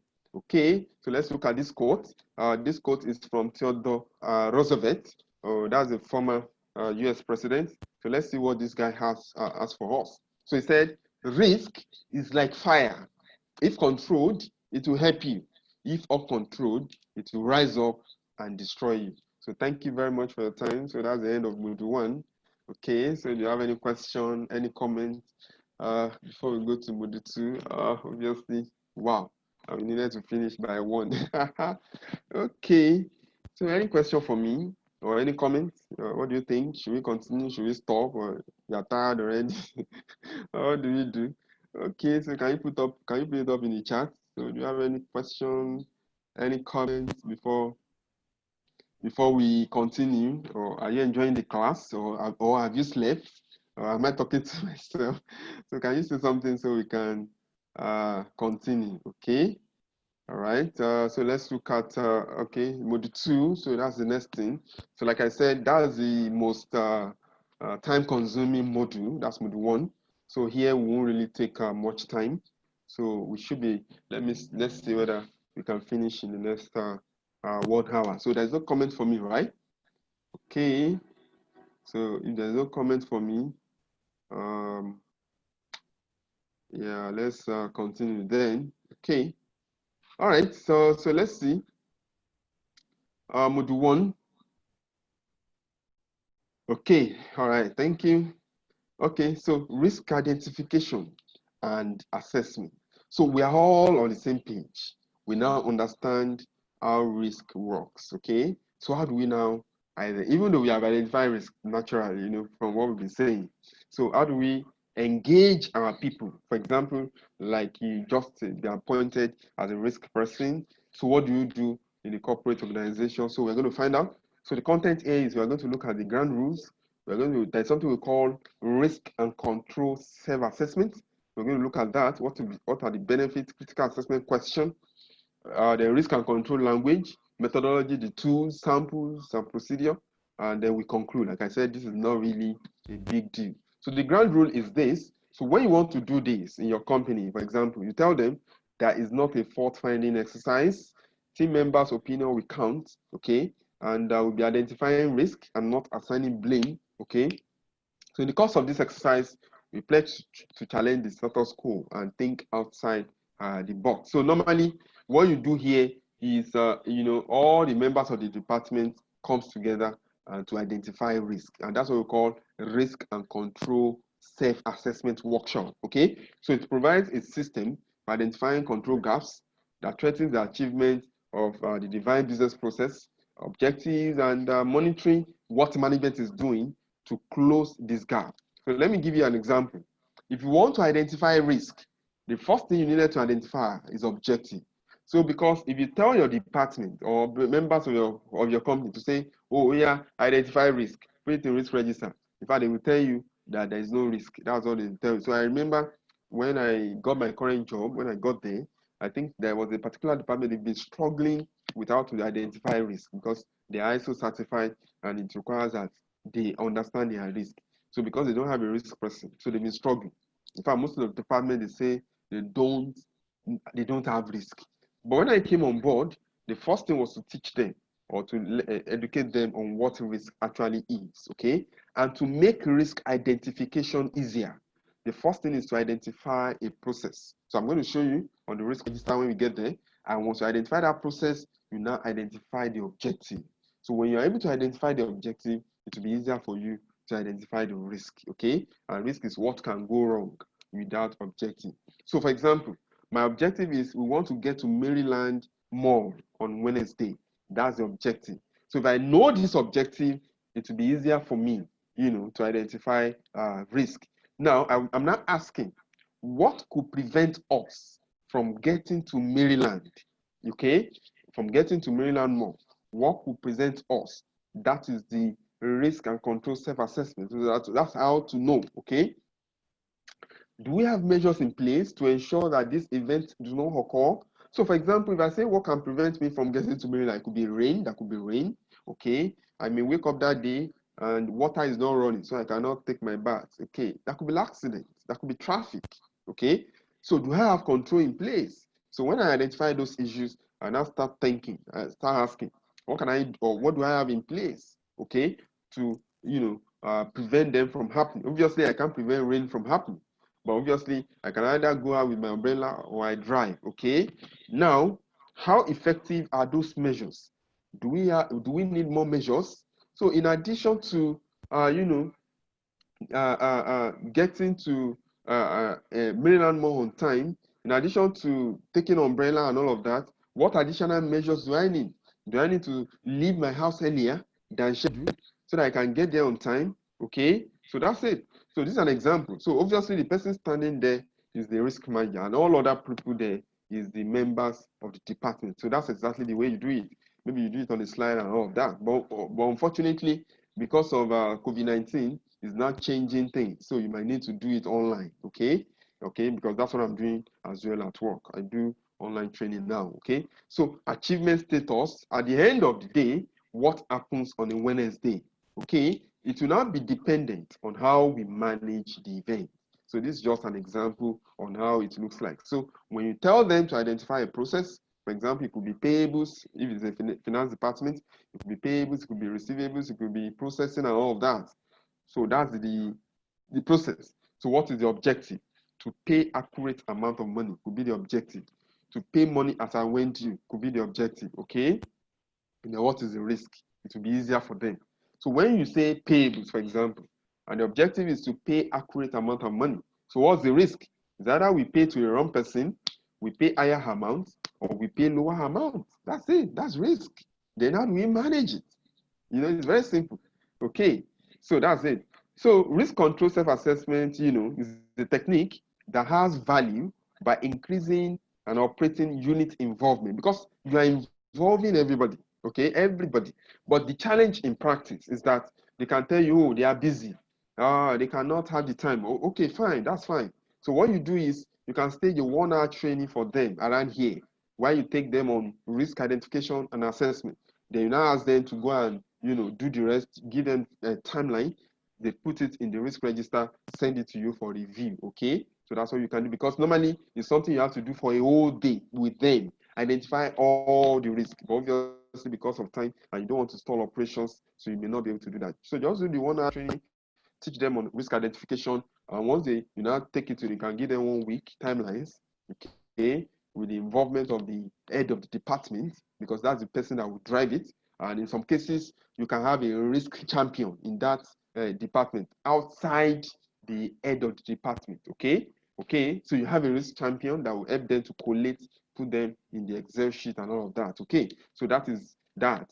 And the aim of the risk and control self-assessment is to integrate risk management practices and culture so people are aware.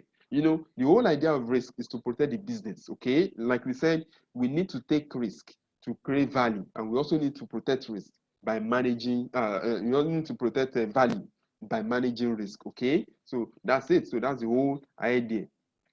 And when we do this, it will help us identify and prioritize business objectives. Even you, as a risk manager, you know the critical objectives that can be achieved, that must be achieved, right? Assess and manage high-risk area in business process, evaluate the adequacy of controls, develop risk treatment action plans, and then also ensure that the identification, recognition, evaluation of business objectives and risk are consistent across the organization. So one department does not have one system for identifying risk, another department does not have. So everybody in the organization have a consistent approach. Okay, so what are the benefits? They are there. It helps us to identify risk with a forward-looking approach, helps to create awareness and understanding of risk, help us to meet corporate governance and regulators requirements. Because I'm seeing that post-COVID-19, in fact, most entities will now be forced, whether we like it or not, by regulators to do, what's it called, risk management, okay? And I'm also seeing regulators focusing on operational resilience. In fact, I'm planning a training that is coming up in from August 11th to September 12th in my work, anyway, at my work for the whole company, okay? 4 weeks on operational resilience, okay? As a result of COVID-19, because I'm seeing that, our regulators, government might want to be involved in ensuring that companies also manage their operation well, because if those companies does not exist, there won't be revenue, for the government. Okay, so risk and control self-assessment, can also be a dynamic tool for strategic and business decision making. It will also help us, in our resilience to face serious and catastrophic scenarios. So how prepared are we, okay, to face catastrophe issues? It will also help us to prioritize, mitigation actions on top risk. Now, these are the critical assessment questions. So in trying to identify risk, so you ask this question: what can go wrong? So when you identify your process, you identify your objective, then what can go wrong? Okay, what can go wrong, and how can it go wrong? So what can happen? That's the contributing factor. What is the likelihood of it going wrong? That's the likelihood of occurrence. Okay, so likelihood will not be dependent on it can happen once, twice, thrice in a year or in a month. So you would have had that assessment criteria. I will show you shortly. Okay, then what will be the impact? So if these things should go wrong, for example, we are supposed to pay a supplier 1.5 million, okay, but we mistakenly pay the person 15 million, okay, by adding just 1 0. That's it. Okay, maybe the treasury person or the payable person that is paying. So what will be the impact? Out of 1.5, we have paid 13.5 million excess, and we now start to struggle to get the money back from whoever we are paid, and that is even if it was detected on time. But as a risk person, you don't want that to happen. So that's why you need to look at the controls around that. Who pays? Who authorizes? Okay. Now, so what will be the potential damage? That's how you know, and what can be done about it, and how can recurrence be stopped? So sometimes if it has happened, how can we stop recurrence? Okay. All these things I'm telling you, they are real life issues that has happened. Okay. I remember one happened recently in my company. They want to pay a supplier. Sometimes supplier will have so many services he has done for your company, so he has so many invoices. So what they do is to summarize those invoices on a sheet, on like Excel sheet, for example, add the figures on those invoices, and they now capture it on the Excel sheet. So instead of them to capture, let's say 41,660, the person capturing just added 1 0. So instead of paying 41,660, they now pay 416,000. Okay, because of doing that summary. And I told him, I said, instead of doing the summary, why can't you also do the breakdown on that sheet? So that by the time you see the figure, because what makes up 41,000? Maybe you see 20,000, you see 5,000, then 3,000 or whatever. That makes up 41,000. But by the time you are seeing 416,000 as total, and you look at the breakdown, how can this small amount, it will trigger you to say, oh, something is wrong. But because you are lifting the summarized figure or the total balance on the Excel or on the sheet, that's why they didn't know. And they said, oh wow. And from that day, they started, doing that approach, and to date, they've not really made a wrong payment. But it doesn't really mean they cannot still make wrong payment. Another issue can also come up. That's why it's a continuous process. We need to keep, doing it and doing it. Okay. So these are the language that we use when it comes to risk identification. There's something we call risk event. That's a manifestation of risk into consequence that may relate to internal or external sources. We have said that. So that's risk event. Now, what is inherent risk? For every company is faced with inherent risk, because that business has an inherent risk. Okay, inherent risks are always present in every company. For example, if you have a cyber cafe, what is the inherent risk in that company? You always be faced with network challenges. Okay, it's inherent. There's absolutely nothing we can really do about that. We just have to find a way, to manage it. Power is also inherent. If you go to airline, what is the inherent risk there? High cost, crash, air crash, and all of that.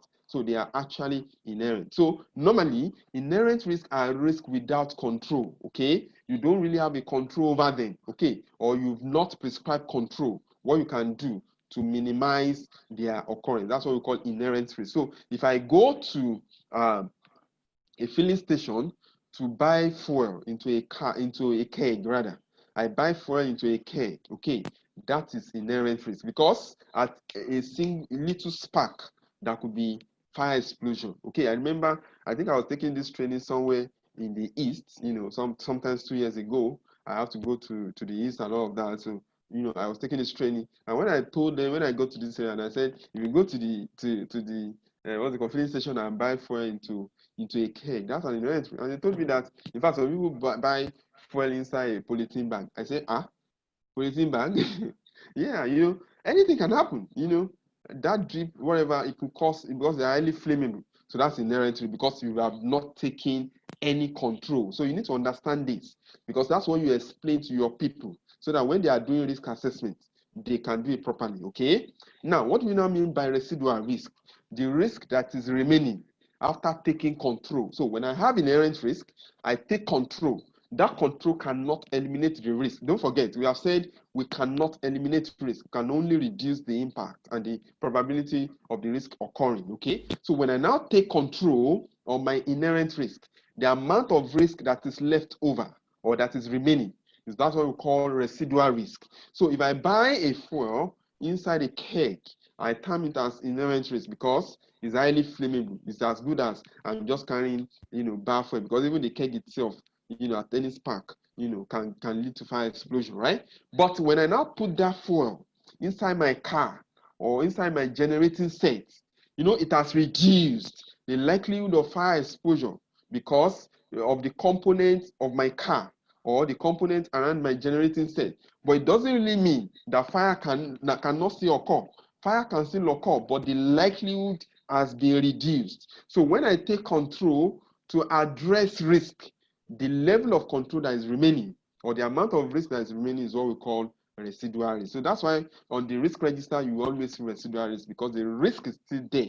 It's just that we are trying to take some action to reduce it, okay? And we have target risk. Target risk is where we really want to be, that we are really comfortable with. That's what we call target risk, okay? And likelihood of occurrence, of course, is the probability or the possibility that a risk will occur.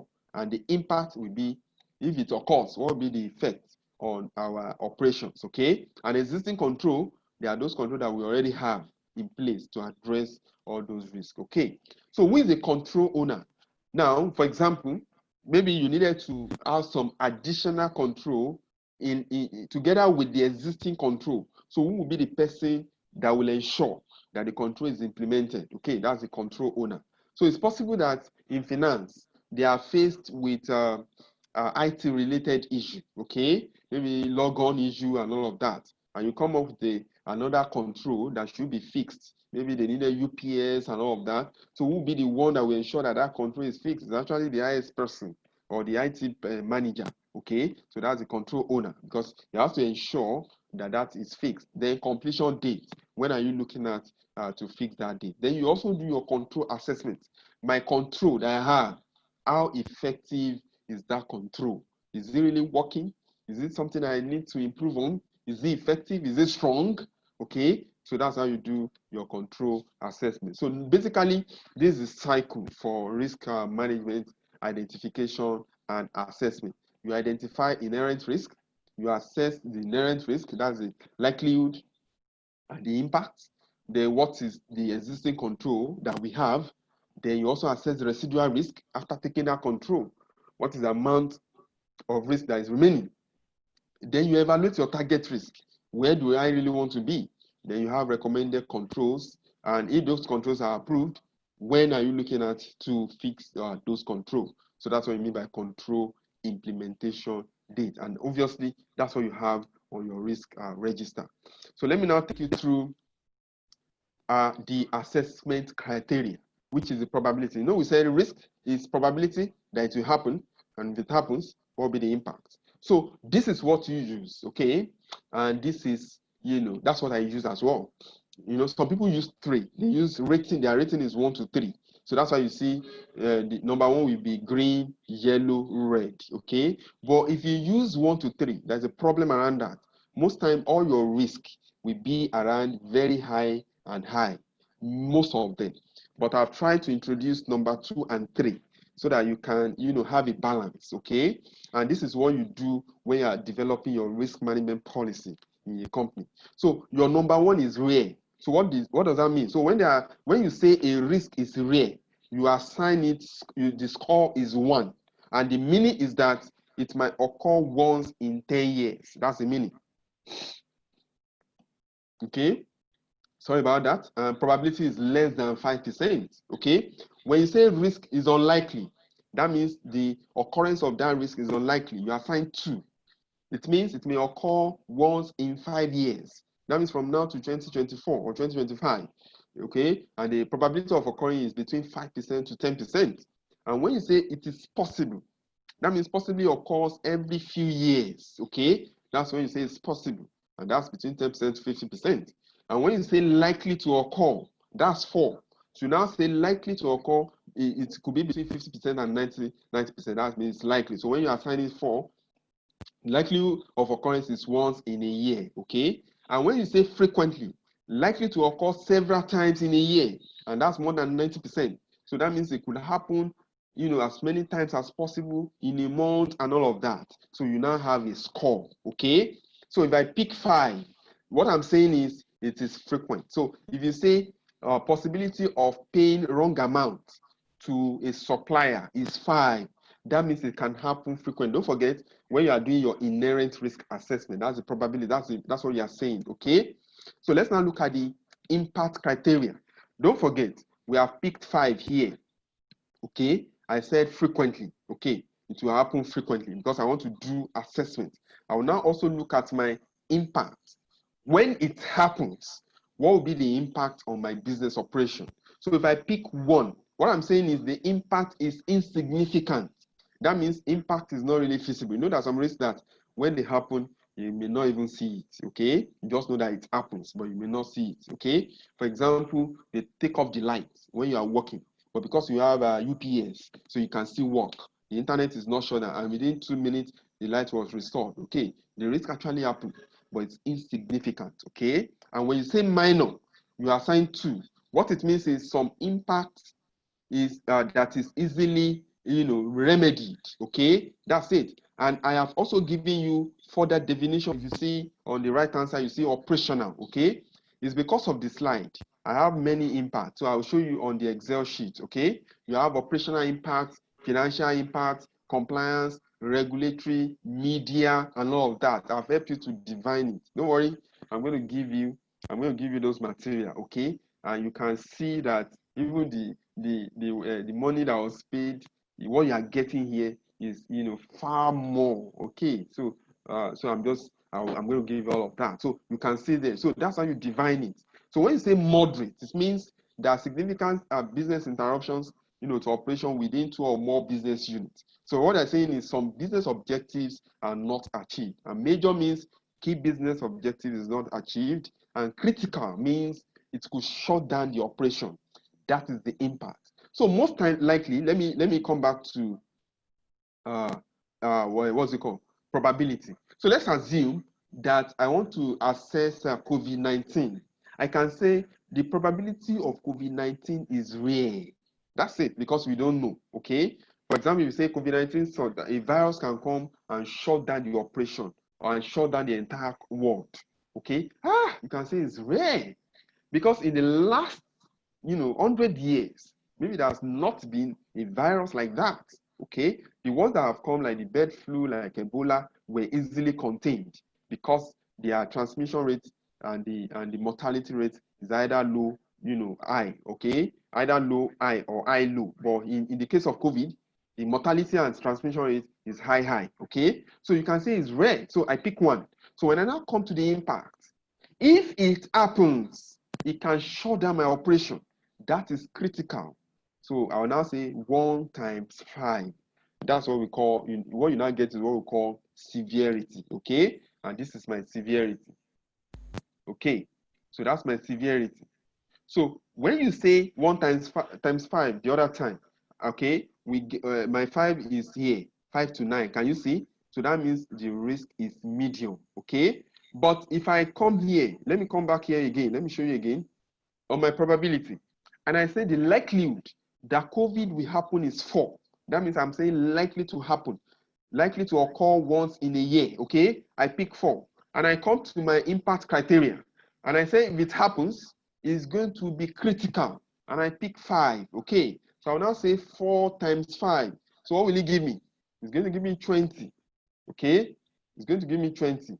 So what it means is it is very high. Can you see? More than 13, okay? So it's going to give me 20. It is very high. So my color code is red, okay? My color code is red.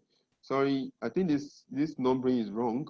Okay, it should be 5, 4, 3, 2, 1. Okay, yeah, that's it. It should be the other way around. Okay, okay. So that's what you do there. Okay, so when you have, so this is how you get your severity. So when you say probability multiplied by impact to give you severity level, so you must have defined it in your risk assessment criteria. So this is what the board is interested in.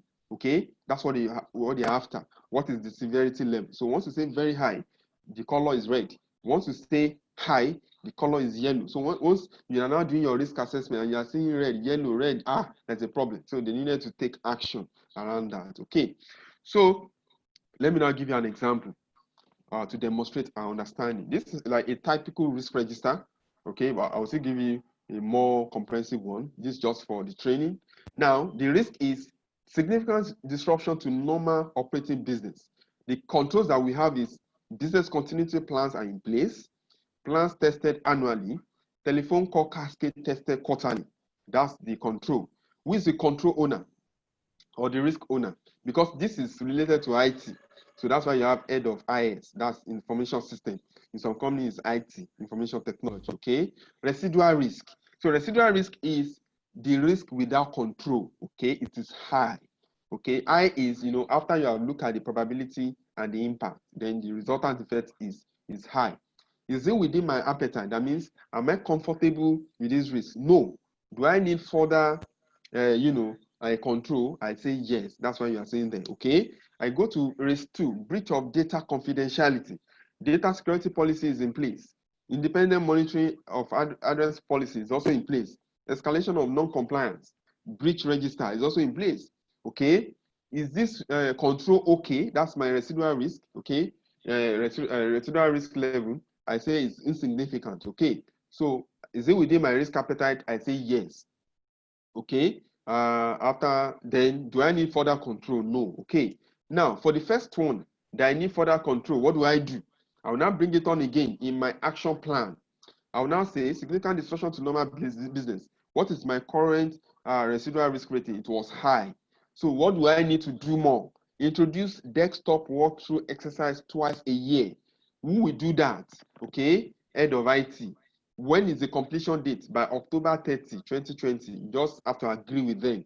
So if I implement that treatment plan, what will happen to my rating? It will drop from high to low. Okay, that's it. That's the plan. So you now regularly update it as those controls are being taken. So it's just an example. So conclusion: risk management is a collective responsibility of everyone, and that's the end of module 2. So normally,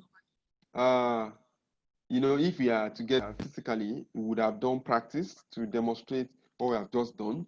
And what you needed to do is a brainstorming session. So that's what you do. You identify 2 strategic business objectives in your department or unit. That's what you do to them, okay? Let them now determine the possible risk, what can go wrong. And they should also determine the control to mitigate it and determine the most suitable treatment plan, for the residual risk. So that's what you tell them. So you can group them per department, so that they can do that.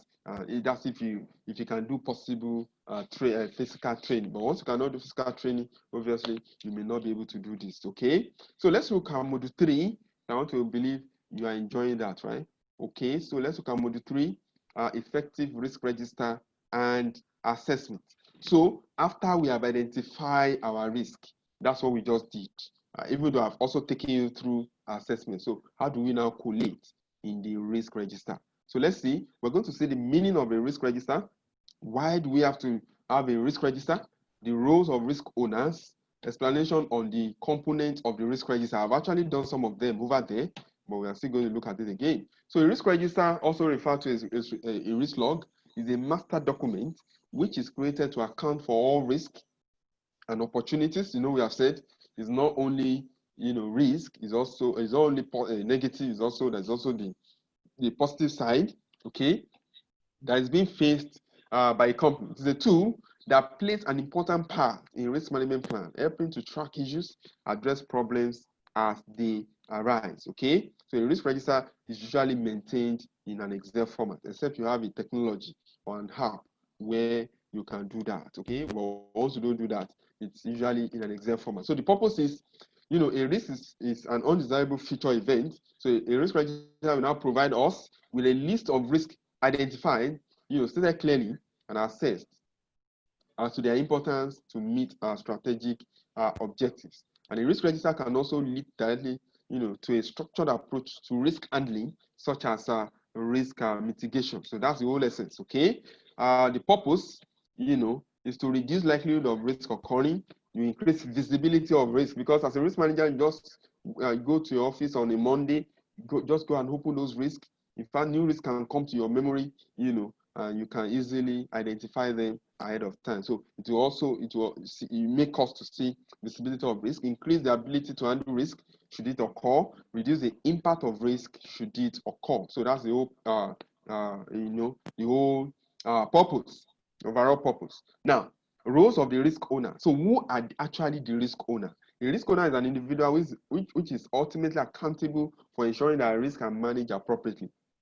That's the risk owner. So is this the risk manager that is the risk owner? We're going to find out, okay? Risk owner are actually the heads of department, okay? So get me rightly. Risk owner is the head of department, because control are built into processes. And the head of department, they are in charge of processes, okay? So they are expected to identify those risks and manage it appropriately. But the job of a risk manager is to foster risk discussion, is to foster risk management practices and culture, and also encourage companies to embrace the risk management system, okay? That's the job of a risk manager, and also assist in identifying risk. Now, obviously, even though they are risk owner, even though they are head of department, they may not be to your level when it comes to risk identification and assessment. That's your own specialization. That's what you do. They may not get there. That's why you needed to train everybody. But they are responsible, for risk, because they are in charge of those departments, okay? And their roles is to maintain risk register and key risk indicators. They also have the responsibility for risk identification and mitigation, because when they have control breakdowns, they will be responsible, okay? And they also resolve concerns about risk, ensure that tasks are carried out to mitigate risk. So you cannot expect a finance manager to see where fraud can occur and he's just looking until the staff or whatever they cut away with cash. Okay, provide feedback concerning risk mitigation effectiveness. Risk owners are the heads of department. So you can also use this material to train your people once you are training them on risk identification. So these are the components. Now on the risk register, this is what you have there. I will show you on the Excel, but let's explain. Number one is the risk reference. That's the numbering. So if you like, you can just call it 1, 2, 3, 4, 5. If you like, you can design a particular code, okay? Anyhow you want to do it, okay? You can assign a code to a particular department so that when you collect it on the corporate risk register, once you see that code, you know that, oh, this risk is from finance, this is from procurement, and all of that, okay? So it depends. Now, for the profiling date, that's the date in which you are reporting that risk. For example, if I identify a risk yesterday, which is 24th July, and today is July 25, but I did not log it in that yesterday. I'm logging it today, okay? So I can choose to write yesterday's date, or I write today's date. That's why we call it profiling date. So we didn't call it identified date, okay? That's the profile, but I cannot write a future date. So it's either I write yesterday's date. So when I see it, I know that it's either the date you are reporting the risk or the date the risk was identified, okay? For the department, of course, the name of the department or the unit, they also have the column there, because in some departments they have units. For example, in finance department, they can have payables unit, they can have bank reconciliation, they can have budgeting, they can have taxation, they can have treasury. So that's why you have to create that, okay? So that you can see those risks coming out, even though it's a one department, but because they have various units, okay? Then the process, like I said, they have to identify a particular process. What do they do? That's a process. And the objective of that process, they also identify. And what is now the risk associated with that objective? So what can go wrong that will make us not to achieve that objective? That's a risk description. Then risk classification. It could be operational risk, compliance risk, liquidity risk, like we have said earlier. You can predefine it so that they will just select it. I will show you how to do that. Then risk factors. Now be with me here. Risk factors are those events that can trigger risk, to occur, okay? These are the risk factors. They are the triggers. In Yoruba, they will say, before a house will fall, that it will show signs, okay? So before risk normally will occur, there is always a sign. So risk don't just happen in most cases, except for sudden tsunami or whatever, okay? So before they occur, there are always signs. So what are the triggers? What are the indicators that we see to tell me, hey, that this risk is about to occur, okay? So those are the risk factors. And the consequence is, when the risk occur, what will be the impact? What will be the consequence on my business operations, okay? Obviously, probability, you already know what that is. You also know the impact, right? And severity, you also know when you multiply probability by the impact, you're going to get the severity. And the current control, what do we have in place, okay? Then key control is, additional risk that we needed to do, okay? And control type, is it preventive, is it detective, or is it corrective? And the risk owner is the head of department, like we have said. The responsible officer is the person that will ensure that the control is implemented. And the control implementation date, obviously, you are looking at the target date. Meanwhile, there are some controls that is ongoing. You may not really have implementation date in practice, okay? So in that case, you just say it's an ongoing review, okay? For example, when you are doing business continuity plan, you have, identify a site for a possible recovery site if your main business, main office premises is got by fire. You may not be able to build that, recovery site or in 1 year or 2 years because of cash flow issues. So that's why I said some controls might not be, addressed almost immediately. The art of war teaches us to rely not on the likelihood of an event or of an enemy not coming, but on our readiness to receive him. That's it. So you don't say, risk management is all about, I'm praying, yeah, it should not happen. No. But on our own readiness to receive him, not on the chance of his not attacking, but rather on the fact that we have made our position unassailable. That's what we call resilience. Okay? When you are boxed into a corner, you just have to fight back. That's what is happening with COVID-19 now. When we suddenly realize that, hey, COVID-19 might not go, as soon as possible, then we needed to navigate around that, okay? How do we go out smartly without contracting the virus, okay? And that's it. So thank you very much. So let me show you how risk register looks like. That's the departmental risk register. So let me see if I can share my screen. Okay, so I want to believe you can see my screen, right? Okay, can you see? So this is a risk register for a finance department, for example. This is exactly how it's going to be. So when you look at here, can you see? This is a probability criteria. So when they want to do the rating, this is where they refer to, even you as a risk person. Then what is my impact criteria? Can you see? In this is what I was saying the other time. Can you see it's very big? So you have the financial impact, you have the operational impact, you have the compliance, can you see? You have the strategic.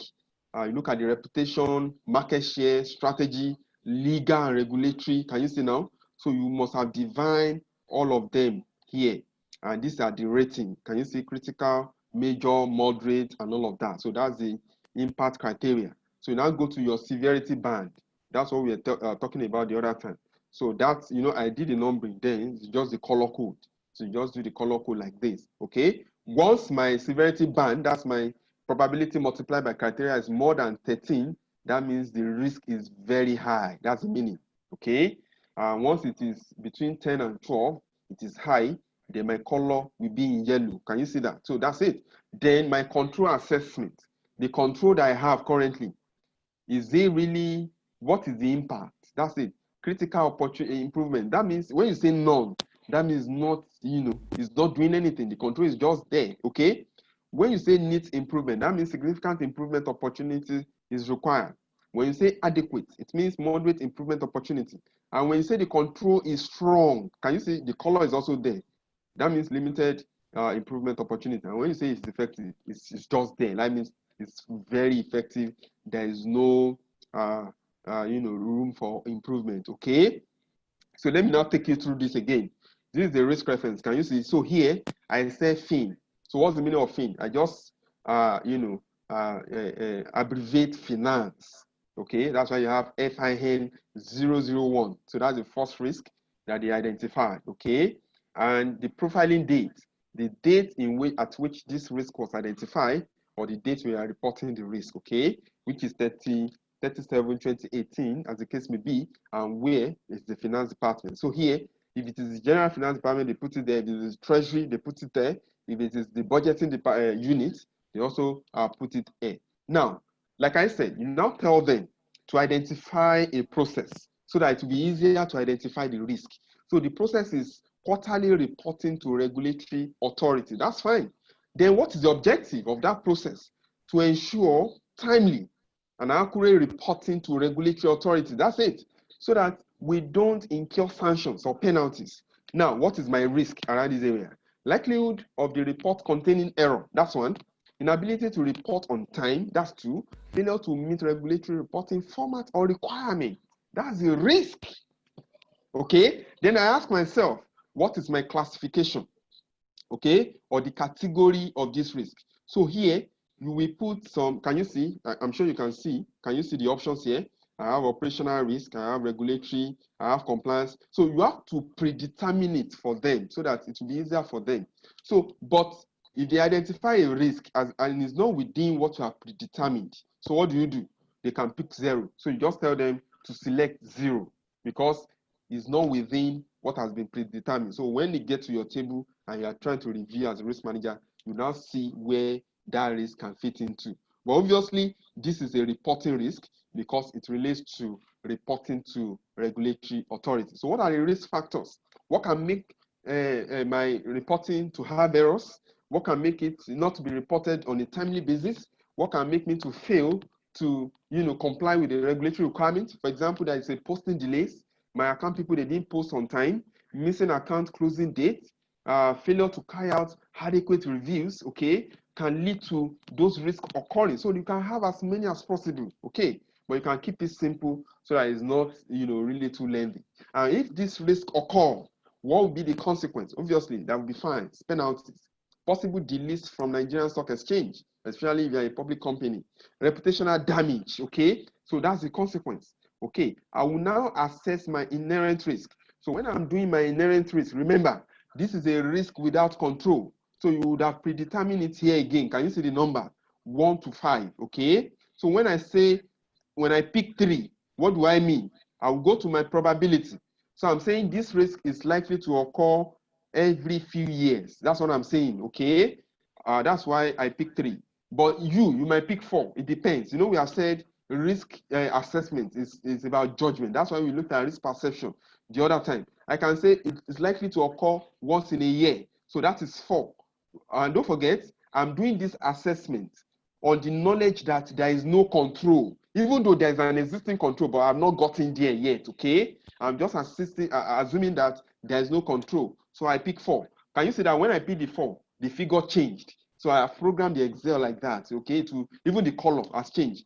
Let me do that again. If I pick 2, for example, can you see the severity figure has changed because I've designed the Excel like that, okay? So if I pick, so that you don't burden them in the calculation, the Excel will just calculate it, okay? So when I pick 4, okay, because I said the probability is that it will occur,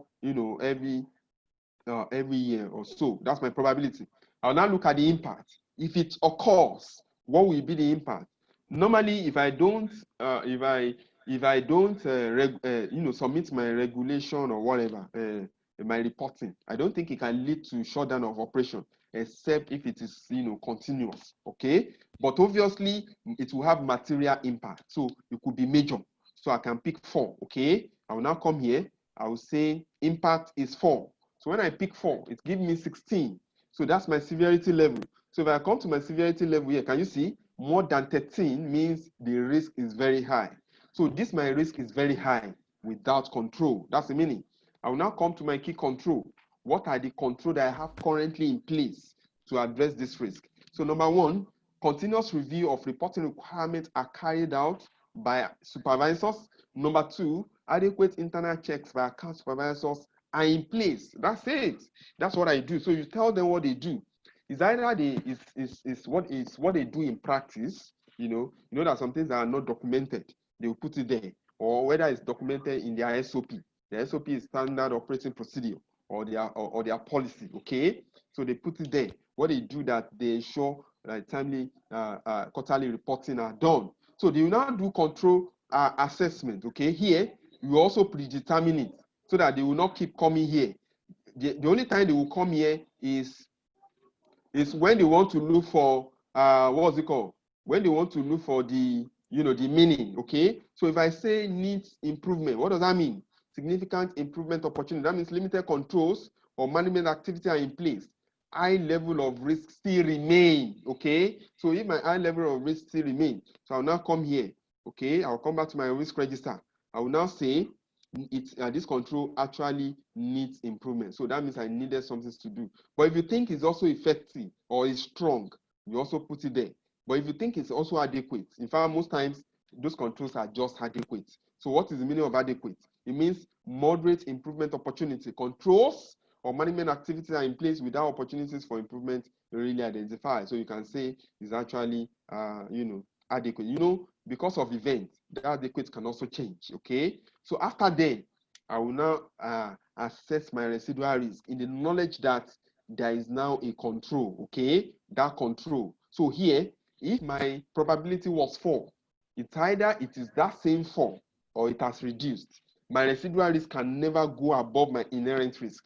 It's never possible, except there is a change circumstance like COVID-19. Okay, I will now say 3. Maybe it depends on you. Okay, I can say 3 because I have this control. So the likelihood of occurring has dropped from 4 to 3. And if it happens, what will be the impact? Before it was 4. So the impact too should have come down. So I can say maybe it's also around 3. And maybe sometimes it can still be at that 4. Okay. So in that case, that means my severity level is high. Because when I look at my severity level 12, is high. Okay. So it has dropped from very high to high. That's the meaning. But where do I want to be? I want to have probability to be 1. That means it should not even occur, or even if it's going to occur, maybe every 10 years or 5 years. And if it actually occurred, the impact should not be significant. That's why I'm having to, and this is my target risk. So you now come here. Do you have any additional control that they can do, in line? They will also be the one that will tell you, okay? And sometimes you can also assist them, okay? So that's it. You now put it here. And that control that you are telling them, is it preventive? Is it detective? Is it corrective? Is already also predetermined. You put it there. Now, who is the risk owner? Okay, that's the head of the department. So you now say Mr. Titus. Okay, Mr. Titus is your risk owner. You put it there. Okay, that's what you tell them. Now, this additional control that you have put there, who will be the one that will be responsible to fix that control? It's not you. Okay, your own as a risk manager is to provide oversight function and make sure that those controls have been implemented. You are asking them questions. Okay, so now the responsible officer can either be the head of department, depending on the type of control, or somebody else within the department, or even outside the department, depending on the control. For example, if it's facility related, obviously it's going to be the admin department. If it is IS related or information technology related, it's going to be the head of IS. Okay, so sometimes in some companies you can use names. In some companies you can use their designation. That's the title of their office. So it depends on what you have chosen.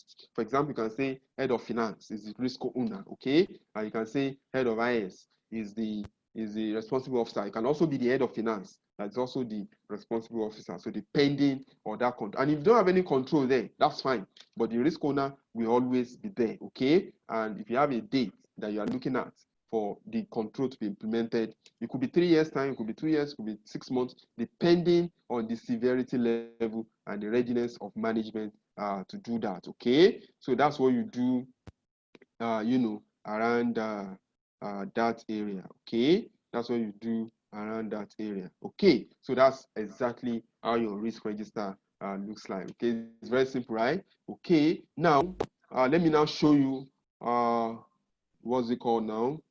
Can I show you that? Let me see if I can get that for you. That's the corporate risk register, because it's actually different a little bit from the departmental risk register. So what we just seen is a departmental risk register. So this is, you have all the department risk register. I know after you have done that module 2 for them, if you remember, so they all go and do it. It comes back to you. You now review. When you have questions, you go back there, ask questions, and finalize it, okay? But in the corporate risk register, if regulators comes, maybe you're ISO certified, and they ask you for your corporate, you don't show them the departmental risk register, you show them the corporate risk register, okay? Which is a little bit different. You also have here, I call it RMD, that's risk management department, okay? So the risk they have identified, now collate it into a corporate risk register. Obviously, not all the risk. You just have to, pick out the most significant risk. You cannot start putting on your corporate risk register failure to buy diesel. Okay, that one is, it can be handled easily. Okay, so you can't put, but this significant risk and the risk that you also identify that they cannot identify at the departmental level. When it comes to strategy, they may not be able to identify that. Most likely what departmental people are identifying the operational risk, okay? So, but strategy risk, reputation, and all of that is you that will now identify, even IT risk, okay? You now put everything in your corporate risk register. So you can see profiling date, I'm sure you understand that. So here, can you see that there's no department here, unlike what I just showed you, okay? Because this is a corporate risk register, it's the whole company as a whole. So here, I can now say the objective, I identify the objective to ensure adequate protection of intellectual property and trade secrets. So what's the risk? Loss or misuse of intellectual property and trade secrets. What's the classification? Strategy. We said about it earlier. Okay, what are the risk factors? Outdated information security. So if I say maintain outdated information security, all my trade secrets that is stored in my system, can collapse. Okay, even my staff, they can misuse it. Intellectual property ranges from your policy manual, if you are a product-based company, your formulation strategy and all of that. So if it leaks, to a third party, then you are doomed, okay? Just like the coke I gave you the other time. So what could be the consequence? Significant decline in revenue, loss of market share, significant, changes in strategy plan. So you now do your inherent risk. So what are the things that we are doing now? That's the key control. Staff indoctrination, that's staff training on the use of confidential data is in place. Copyright policy document is in place. All data assets and documents are securely stored. That's what we are doing. So in case you are not doing this, it could be something you needed to recommend to your company. Then you now do control assessment. Is it adequate? Yes, it's adequate. So you move on. You do your residual risk, you do your target risk. I'm sure you know how to do that. Now, I have additional control. Okay, I said introduce data protection program because you don't have it. Okay, introduce threat modeling. Why? I want to prevent. The hallmark of risk management is we don't wait for event to occur before we start doing this. Let us do it now. Even if it occurs, we are safe. Okay, so who is the risk owner? You put it there. Is it your IT person? Is it your whatever? You're going to put it there. Okay, then who is responsible? If it's actually, I'm sure you can do that. Okay, now let me now show you this. This is not also on that departmental risk. It's you now do what we call risk monitoring and review. How do I monitor the risk? What is the method I'm using? So I'm using KRI. You can use KRI, key risk indicator. That's module 4 We're going to look at it shortly. Time is gone, really. Sorry. Now we're going to look at it, very shortly. You can use observation, you can use inspection, you can use you can use trends, to monitor, okay, depending on those risks. If you look at this other one, it said bi-weekly review from responsible officer. That's the method you use here. Review of key risk indicators. So it depends, okay? You're going to do that. So progress and compliance monitoring. So when you're now doing the reporting to your management, to your MD or to the board, you now update here. What's the progress? 5% out of the control has been implemented. Nothing has been done. You have to tell them. So what happens? What is the status? Has it been closed? You tell them. Or is it still open? So it depends on what you fill in under your compliance reporting or progress reporting that will determine whether it has been closed or not. If all the control has been implemented, you tell them it has been implemented and it has been closed. But sometimes the control can also be implemented and it's still open. Why? Because you are still watching or monitoring whether those control will work fine. Okay? So that's how you do that. So contingency plan. You will now have another control in case your current control and your additional control fail. What is the backup plan? What do we do? You now have it here. It's just a backup. You may not, like if it happens, like for example, when COVID-19 happens and people have to, start working remotely, most companies have to activate their business continuity plan. So you now have everything here. Okay, so that's what you have here. So that's how corporate risk register looks like. So it's still the same probability criteria, impact criteria, severity control, and of course the other thing that is not there is the treatment plan. This is straightforward. It's either you are reducing, you are avoiding, reduce, share, transfer, or you are accepting. Okay, so the definition is there. Okay, so I want to believe you are enjoying that, right? Okay, so it's very interesting and I love it because it makes you to think, and obviously, you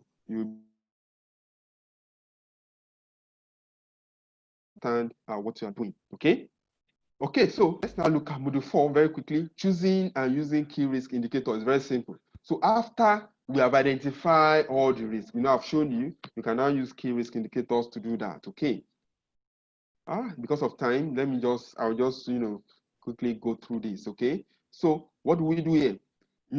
As described in the risk register training, once we have identified all our risks, we score them to severity, impact, and all of that. It's now important for us to manage all those risks. So what are the significant risks? We need to isolate them. That's what we call key risk indicators. Okay, so the whole essence is that key risk indicators, they are predictors. Okay, it can help us to see what could happen in future. It could also be lagging what has happened, so we can take action so that it can be prevented. Okay, and the meaning is that it's a metric for measuring risk that the combined probability of an event and the consequence will exceed the organization's risk appetite. So key risk indicators, as the name suggests, measures risk. So they are used by organizations to determine how much risk they are exposed to and how risky a particular venture is actually is. So KRI is a way of quantifying and monitoring, biggest risk we are exposed to. Okay, so that's what that one will do. So normally it's going to provide early warning signals to allow us to look at how risks are evolving, mapping risk, to strategic goals, and incorporate key risk indicator into an ERM program can provide senior management with up-to-date risk information. Okay, so how do we now report, KRI monthly? For some companies, it's weekly. Okay, for example, if you work in an investment company, when they do investment risk management, in fact, sometimes it's every day. Okay, but because of bureaucracy, they can say weekly. But for any other company outside financial institution like the banks, insurance company, monthly KRI is okay. Okay, because you will board them when you do weekly or daily KRI. So monthly is okay, except there's an emergency that needs to be addressed. So who is expected to provide data on the KRI? Obviously, is the head of department. But like I said, you can also have a risk champion in the department that will help you to collate the risk, the KRIs of all the departments and send to you. So the design of effective key risk starts with an understanding of organization strategic goals and the and the risk related to achieving those goals. So this linkage helps pinpoint the most relevant information that might serve as effective indicator for an emerging risk. Okay, so let me quickly also show you how a KRI will look like. Okay, let me see. Do I have this on my system? Let me try to find out. I pray I have it. Okay, so I think I've seen it. Okay, so let's see. All right, so that's it. Now, it's very simple. From the risk you have identified, you just ask them questions. Okay, for example, in corporate planning, I'm asking them number of suspected false information posted by the public. Then they will put it here. For July, they can say 1, they can say 2, they can say 3. Okay, they put it there. So they can now explain further under that. If they didn't explain, then you go back to them. Okay, what happened? Does it happen? What did you guys do? So that's what forms part of your risk reporting. Okay. Now in human capital, you can ask them number of training or knowledge sharing session. If human resources tells you that they didn't do any training in July, you ask them in August, they said they didn't do training, then there's a problem. So what happens to how do we manage our talent? How do we train people? And you want them to be effective. Okay. Number of fraud related dismissals. So for example, in January they told you 5. In February they said 7. In March they said 8. Then there's a problem. Why are people committing fraud? Okay. Number of fraud related suspension. What happened? So those figures, those data, companies have to be data driven. But if you don't have those data, how do you just think everything is normal? So how do you make informed decision? Okay. But this is linked to the risk they have identified. You just ask questions. Okay, number of litigation for the month, you ask them. Number of outstanding litigation, even in finance, average turnaround time for management information, number of double payments made. So you now go and ask for the description, the details. How many double payments were made? What are the figures involved? What happened? Because sometimes it could be online transaction. Okay, maybe they sent the money, the system was saying failed. They resent it again. So both the ones that was failed and the second one went. Okay, it could be the issue. So you try to investigate what happened. That's what you do as a risk person. And you report. Do we need to write to the bank? Have they refunded us? Because the whole essence is I'm protecting my company. Okay. Even in internal audit, you ask them again. Number of expense false claims. There are some people that might decide to present some expense, but it's false. It's not real. So did they detect it? How many of them? What happened? Number of fraud-related investigation conducted, number of top payment detected. So that's how you go around the key risk indicator. So it will help, in making informed decision. Okay, and that's that. So our last module for the day, risk intelligence, moving beyond risk management, strategy for business performance and survival post COVID-19. Okay, now I've been doing this in practice, right? And I call it risk intelligence report. Yeah, I do it quarterly currently. Okay, I actually started this year, early this year. Okay, and it's been amazing. Okay, now risk management is all about identifying risk.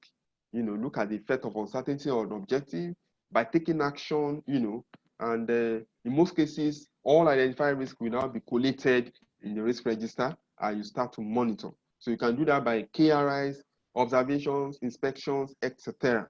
That's what risk management is all about. Okay, but recently, because of the global pandemic, that has ravaged the world, okay, and is claiming lives. So there is the need for us to move beyond risk management, because you can only manage risk that you have identified and you are trying to monitor. Then you now need to start constantly looking into the future. What are the things that can happen in the next 3 years, in the next 5 years, that you don't even understand, the timing, the nature, and by the time you can, try to bring it on now, then it will be easier for us to start taking decisions now. Okay, so the implication of COVID-19 pandemic is that rather than focusing and managing already identified risk, the coronavirus pandemic has demonstrated that a constant forward-looking approach to risk management is more important than ever. So although we may not be able to, predict, the timing, But the issue is we need to pursue risk intelligence, going forward, so that we can guarantee business survival and continuity. So what happens to crisis management and what's it called? Business continuity? Why no one could have predicted, the timing, the nature or severity of coronavirus? Okay, we must know that most organizations, they didn't consider the financial and operational impact of the global pandemic event. Even if the pandemic event were considered previously, no actions were taken. I'm pretty sure some risk manager would have said, oh, there could be a global pandemic, but because we don't even know, and the board might be saying, oh, you are just saying your own. So most people, they don't even take any decision or action on it. So you're going to face that in practice, right? Now, another question that comes to mind was that for entities who probably had considered pandemic risk event before now and took actions, how effective was their crisis management and business continuity action in the first few weeks of the pandemic? How effective, is it? Okay. For entities with risk management capabilities before the pandemic, what short-term impact have they experienced, in the pandemic? For example, loss or gains in revenue holders, staff absence because of isolation, sickness, lockdown, reduced staff capacity because of homeschooling, childcare, inability for all or most staff to work effectively from home, liquidity issues, delays in project execution, fund problems, delays in recruitment. Those are the things you need to identify. Broken supply chains and problem with outsourced service providers. Okay. Other examples include problems with information technology system and support, cybersecurity concerns, data protection concerns, distractions from key objectives, delays in decision making. There are so many of them. Okay, now in response to the pandemic, what has been done, or undertaken to manage the crisis? For example, do you formulate, key risk indicators relating to the current situation? Do you form a crisis management working group, holding more frequent than usual board meetings, holding more frequent than usual engagement with regulators, developing financial modeling, review of strategy plans, and risk, review of risk appetite, etc. In extreme cases, it is possible that certain entities have adopted a change in risk management rule as a result of the pandemic event. Okay, just like Mr. Kredolu just told us, he has just been, appointed. He's been working with a company and he has just been appointed as a lead in terms of risk and control, and so many expectations. So I'm thinking these slides and this presentation will make you to be happy by now. I'm thinking, right? At least you are seeing a better, you're having a better idea. Okay. So most entities, do not give the required support, for risk function before now. Okay. And normally what they needed to do is we need, more support for risk function. For example, robust business continuity plans, modern technology, learning from previous crises, past investment in risk management preparation for Brexit, high quality leadership, pre or post crisis use of risk management and other standards such as ISO 31000, good communication practices, work done on resilience. Okay, so those are the things. Now, for post COVID-19, I'm thinking there could be some changes in risk management system. For example, at the board level, okay, at the board level, there'll be greater focus, or interest in strategic risk. They will be more interested in asking you as a risk manager to provide risk information on strategy. Okay, greater focus on purpose and ethics. There will also be greater role, and influence for professionals in strategic decision making. That's what is going to happen at the board level. At the operational level, there will be greater focus on building operational resilience, greater need for risk quantification and analysis, because if the operation does not even exist, how do we make money? Demand for skills in supply chain, risk management, especially for product-based company. For the regulators, I'm also thinking that they will have the regulators will be focusing more on operational resilience, because it is when you have your company is existing that government can be thinking of taxes and all of that, okay, and even employment. Okay, now regulators focusing on stress testing and scenario analysis. They've been doing stress testing in banks, they've been doing that, but I'm thinking they might also shift it to other, industry, okay? And scenario analysis is something I'm also thinking on in bringing on into my own risk report at work as well, okay? Where you try to create a scenario and see, what will be the impact, on the business performance. So conclusion, it is crystal clear that organization must pursue risk intelligence, okay, by constantly considering risk scenarios such as pandemic events, in future strategic decisions. So greater attention must also be given to emerging risk and black swan events. So moving beyond risk management, risk management, like we said, and just identify and try to manage them, it's now very inevitable strategy for entities that we want to be resilient in terms of in the event of pandemic risk. So it is therefore pertinent for business leaders to support risk functions and pursue risk intelligence in order to ensure corporate survival, business performance, and sustainable business growth. Okay, thank you very much for your time. We have successfully completed the whole module, even though okay, we are just about 3 minutes. I think I promised 1:30. Oh, that's fine. We are just about 3 minutes. I was thinking we'll use above the time, but that's fine. That's okay. So do you have any question for me? Any comment or that you might want to pass across? So can you do that right now before we end the meeting for today? So thank you so much once again for signing on.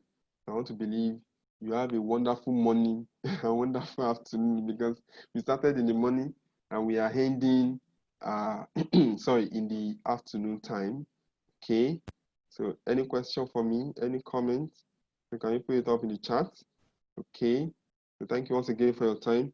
Even though Ms. Abiola did not talk, she did not say anything, maybe she was shy, we don't even know. But that's okay. So for Mr. Kinedolu and Mr. Detola, I want to believe you have a better knowledge or better understanding of risk management. So like I said, I'm going to pass the material to us latest 10 p.m. I will get the video ready. Also send the link so you can watch it over and over again.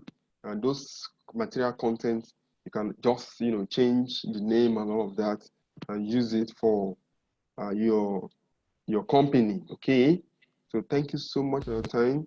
I want to believe there is no other comments, so we can end the class.